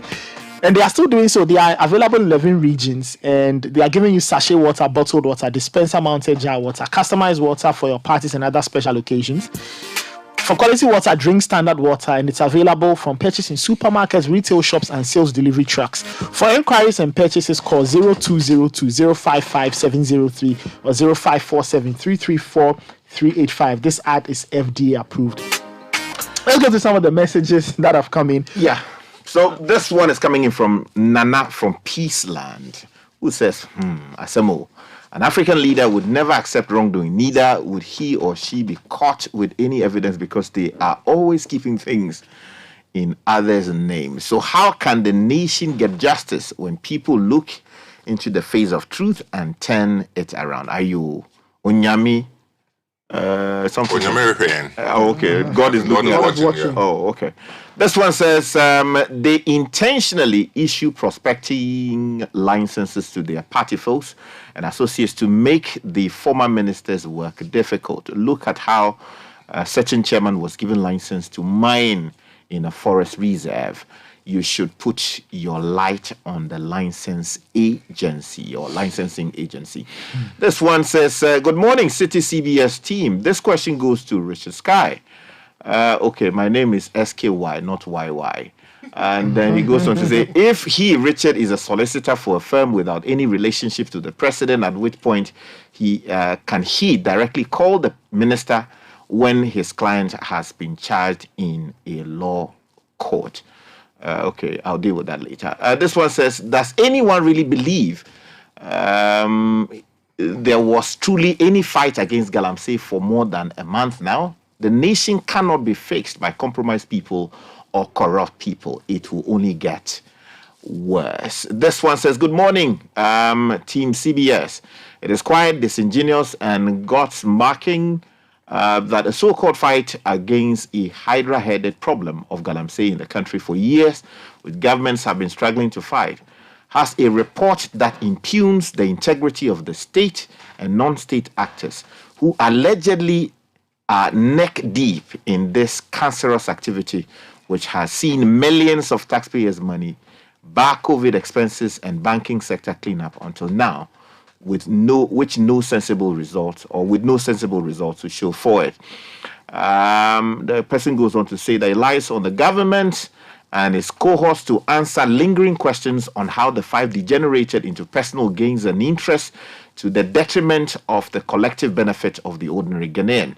I will not say the report is sanctimonious, because Professor Frimpong Boateng opens up a can of worms which indicts himself as the head of the IMCM, and the credibility of the committee members in perpetuating this canker on the people they are to serve. Interesting days ahead. And then this is coming in from Citizen Sika Togo from East Legon. This one from Togbi Dennis says that who will give a permit to someone to enter a forest when there is a state ban on entering the forest? And I think at the time, and the report states in 2018, there was, I think there were permits to enter forest reserves, I believe. I'll have to. That's the forestry permit. That's the forestry permit. So in 2018. but the thing is that, in the first place, why should we even give people permits to enter? People to go there? I think that's the whole thing. And see, if you look at the exchange between Frimpong Manso and Gabi, when Gabi says that, I keep saying Frimpong Manso, that, okay, but these guys were given legitimate permits. Then, according to Gabi, Frimpong Boateng says, in the first place, they shouldn't have been given the permits. Yeah, because those are forest reserves. You understand? And so you have an operations issue conflicting with a policy issue. And I want to believe that is still the case. You know. Oh, we had a situation recently. Yeah. Look at this. I mean, permit me to ask, I don't know that word to use. Whose bright idea? Bright idea, thank you very much. Was it that we should open up our forest reserves for people to go and mine? For people to go and mine. Whose idea was that? And somebody gave the policy directive, and it was obeyed. And we want to fight illegal mining? No, but you know that as a matter of national policy, there are a number of forest reserves that hitherto were no-go areas. Yeah. But because we've discovered various precious minerals, and because we wanted to do transactions with the Chinese, we have opened some of these spaces. They've been deforested. Exactly. So, state policy would only criminalize a thing when the state takes the view that it is not in the public interest to do A, B, C, D. But where the state takes the view that, it is now in the public interest for A, B, C, D to happen, the position of the law shifts. So the report says that, quote, a decision taken in 2018 by the Ministry of Lands and Natural Resources and its agencies to grant concessions in virtually all forest reserves to mining companies did a lot of harm. So we see that in 2018, the gates were virtually open. Exactly. So there was a policy shift. So then people were issued with licenses. Now, if a person lawfully, let's separate what you feel is right from what is lawful and legal. That's fine. So if a person acting lawfully as a citizen or a non-citizen acquires a license because the law now allows it. The point we are making is that why should we, as a country. Forest reserve, the two names, forest and reserve. Reserve means you've kept it for a reason, and yet we tell people in 28, we woke up one morning and say, now everybody should go in. You see, that's the minister know that there had been such deforestation policies. Was he aware? Yeah, but he wrote it to say that that's what opened the can. I get. I'm saying for a country, so there has to be coordination of policy. So all of it, you see, we've dug a pit. Literally, and we've jumped into it. And we are surprised. And we are surprised that people are jumping in. That's what I think. Franklin Kujo. The forest reserve. Franklin Kujo calls that policy inconsistency or incoherence. The point is that I always say policy dissonance. It's dissonance. Look at where this town inside. This town. You see, Sky. Look at this country. Look at this nice. You see policy dissonance. Nice space God has given us, and we've looked at all the forests, and then in 28 we decide that okay, people should go in. Clearly, if you give people the chance, they'll go and do whatever they like. And today we are paying the price. You see, that is why it is important that we should not just deal with the individual elements of the report and forget about it. We should take the reports as one whole document. Yes. And a government that is truly committed to protecting our water reserves, our forest reserves, should actually get its institutions to work, investigate every strand of the allegations made. Yes, that is true. Those who would be lawfully cleared because there's no evidence to that effect, they should be cleared. But those who will be found liable, I think the state has a duty to its citizens and itself and to our world, because we are protecting the environment as well. And then future generations. Good. That is what I'm driving to find the people responsible for each legitimate claim that has been made. They should be put before the law courts and throw the books at them. And the judges should decide whatever the law allows them. I just think that the policy to even allow or to grant permits for people to enter these areas to even mine, for me, is even wrong from the start. We are looking for money. And Nathan, you see, it is not an issue peculiar to Ghana. In Sierra Leone, there's a big fight as we speak over the government's decision to allow, for the Chinese to go and dig up a protected forest reserve. We've seen what happened in even Brazil, far away Brazil, when, the Bolsonaro's government, is that his name? Allowed for the Amazon. To go into the Amazon. So the search for money, the states of this world are looking for money. So areas, you'll be surprised that very soon somebody will grant a permit that they should mine under the Flagstaff house. If there's gold there, because we need money. You understand? So these things are happening because people are hungry. And the apparent lack of transparency, and the CSOs interested in the mining space have been talking about this, that majority of the times, it would seem that there is lack of transparency in how these concessions are granted. Someone comes and claims that, I am this person, that person, and then connection. And majority of the times, you have Ghanaians fronting for foreign firms that are doing some of these things. So yes, let's separate what we believe is right from what is legal. And then let's also identify that government policy shifts depending on the needs of the state. And it would seem that because we needed money, we had allowed that these... But ultimately, I don't think any policy shift should put this country's own future or its country's own current state into jeopardy. Because you do... That's correct. As you are hunting for resources, what you've done now is almost counterproductive. Yeah. All the gains you have made. That I don't understand this forestry, whatever. But my layman's questioning is reserved forest. Forest area has been reserved for a reason. Yeah, if the government's policy changes, it's no longer a reserve. So what? No, I get it. So I'm just saying, what would have prompted so that's the accountability change? And the transparency. Which policy change is not giving so much education to sell the benefits to the populace? So you see, is it Etiwa forest? Yes. Yeah, I think it was Etiwa forest. They said they found aluminium bauxite deposit there. We needed money from the Chinese to get us to do so many things. So we went to the Chinese people and said, look, we are going to allow you to enter this space. there should be mining. I think a number of people's names have been mentioned, so that we can raise money to support our development. So the point I'm trying to make is that, yes, if government says this is a protected area and there's a law to enforce it, that is the position. But it is only to the extent that the government now realizes that, oh, I think there's a shift in how we need money. And if there's money there to be made, why not? Let's go into the area. At which cost?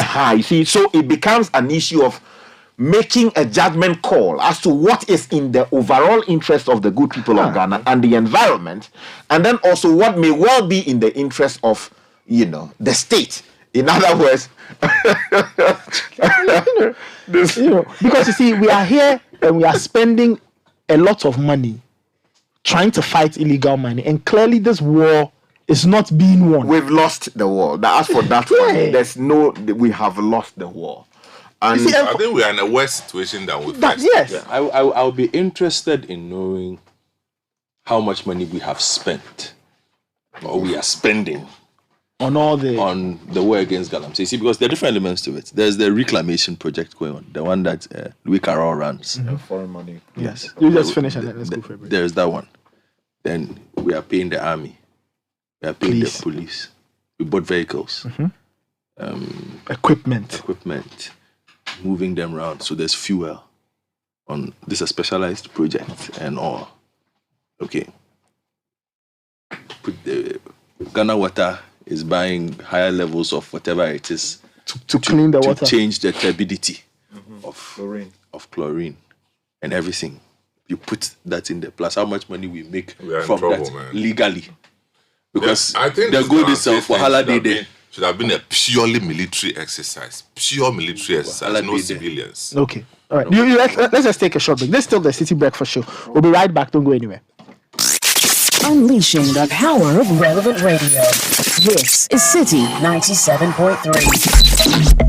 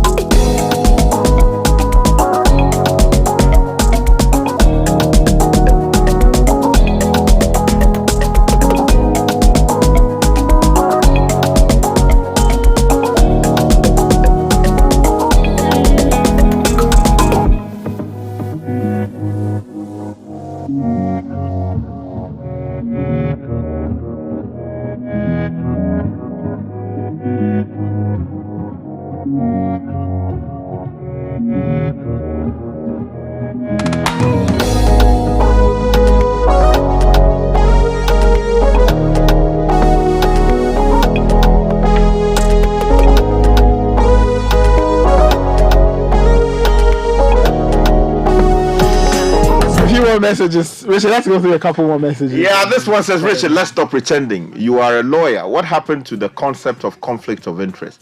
Gabi could have declined working on that case due to his position. We like pretending in this country with long English language jargons, and yet we always complain about corruption. I rather trust Professor K.F. Boateng than Gabi. This one says, good morning, Citi. From a layman's perspective, don't you think it is very possible that Gabi became their lawyer because of his influence? No, I think lawyers have their own reputation, good work they do, and all. I mean, let's go to some other message. This one says, why didn't Gabi contact the committee? But if you are an influential lawyer, does it go beyond the court? Why didn't Gabi contact the committee if he was acting as a lawyer? He spoke to the chairman of the committee. That's the answer to that question. Forest reserve is for a reason. What if the purpose is for future exploration and the future is now? That's coming in from Bro Evans from Kaswai. We're just getting some information that apparently the policy shift to go into forest reserves actually started in the 90s. Someone sending us that message. Backstage. This one says, but the company was issued the license in 2017, whereas the ban was given in February 2017, which clearly is not aligned with the government's directive. Simply put, someone acted wrongly, and the question to ask is, why did he act the way he did? Okay. That's from Togbi Dennis. And this one says that it's coming in from Kweku in Tema, who says, why did the company go in favor of Gabi in the first place? Because they knew his influence. The minister added that there were drones that captured what was going on in the forest.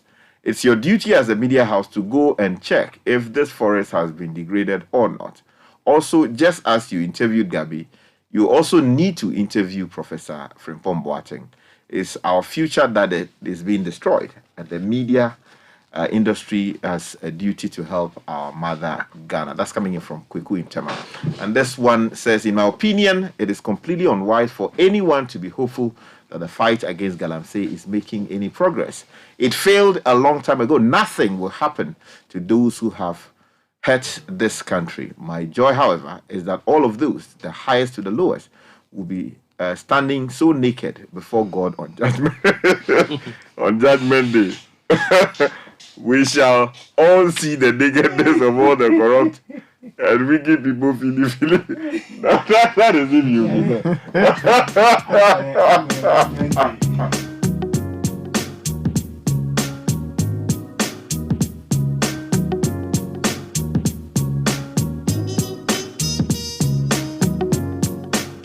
All right, we'll wrap it up in a few minutes. But yeah, as for the guy, as for Godfrey, he says the fight there, we've lost it, Godfrey. We've lost it, right? Lost, complete, gone. It's gone. So this one also says the sky. Can all lawyers representing various mining firms be in the position to call the minister directly? Mm-hmm. It is the case. Is it the case that by virtue of Gabi being close to the government, he was able to throw his influence in by calling a minister of state for such infraction? You will normally follow the laid down procedure. Reserve forest entry permit only goes to politically affiliated people. The underlying factor is greed. This person is saying, and this one from Larry says that the military is deeply involved in Galamsay than the civilians. Delve into the heinous murder of Major Mahama. The soldiers are deployed by their superior officers in the name of providing security to licensed mines. It is often the case that most of these mining sites are partly owned by private individuals and the soldiers who are using the state-owned guns to protect illegal business. So those are some of your comments coming in. Of course, I mean, you have varied views on the matter. At the end of the day, we are all trying to build a country. And let's hope that at some point we converge with our divergent views to build a country.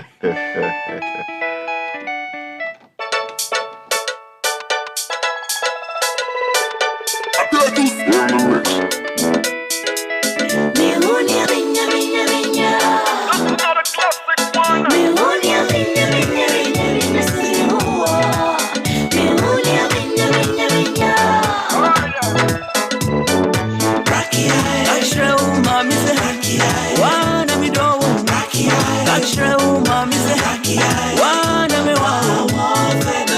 right, that's our show for the morning. My name is Nathan Quao. I sat in for Bernard Avle, Godfred Akotobo Afo, Samuel Atamensa, and Richard Dalaska did this with me. Show proudly produced by Fred Jabano. Godfred Odum gave us help on technical. And tomorrow is the Eid, right? Yeah, tomorrow is Eid, and I'm taking the opportunity to wish all our Muslim brothers and sisters, our listeners, our viewers, our friends, relations, all of them, a happy Eid. They've been very strong over the past 1 month, keeping their belly virtually empty for a good part of the day, and they have renewed themselves in Allah and the spirit thereof, and we pray that great things will come their way in the new. And they should let the meat flow. Exactly, and yes, the meat should flow. Shamima Muslim, Umaru Sanda, Amadou, and the rest of the team, and Alhaji Usman, who is the husband of Shamima. Please let the meat flow. Yeah, we should see the meat. So we want to know the meat. All right, guys, we are back on Monday with another episode of the Citi Breakfast Show. But coming up next is the City News at 10. Wilma Bobisa Coleman is here. Good morning. In the news, persons accused of interfering in the fight against Galamsay by former Minister of Environment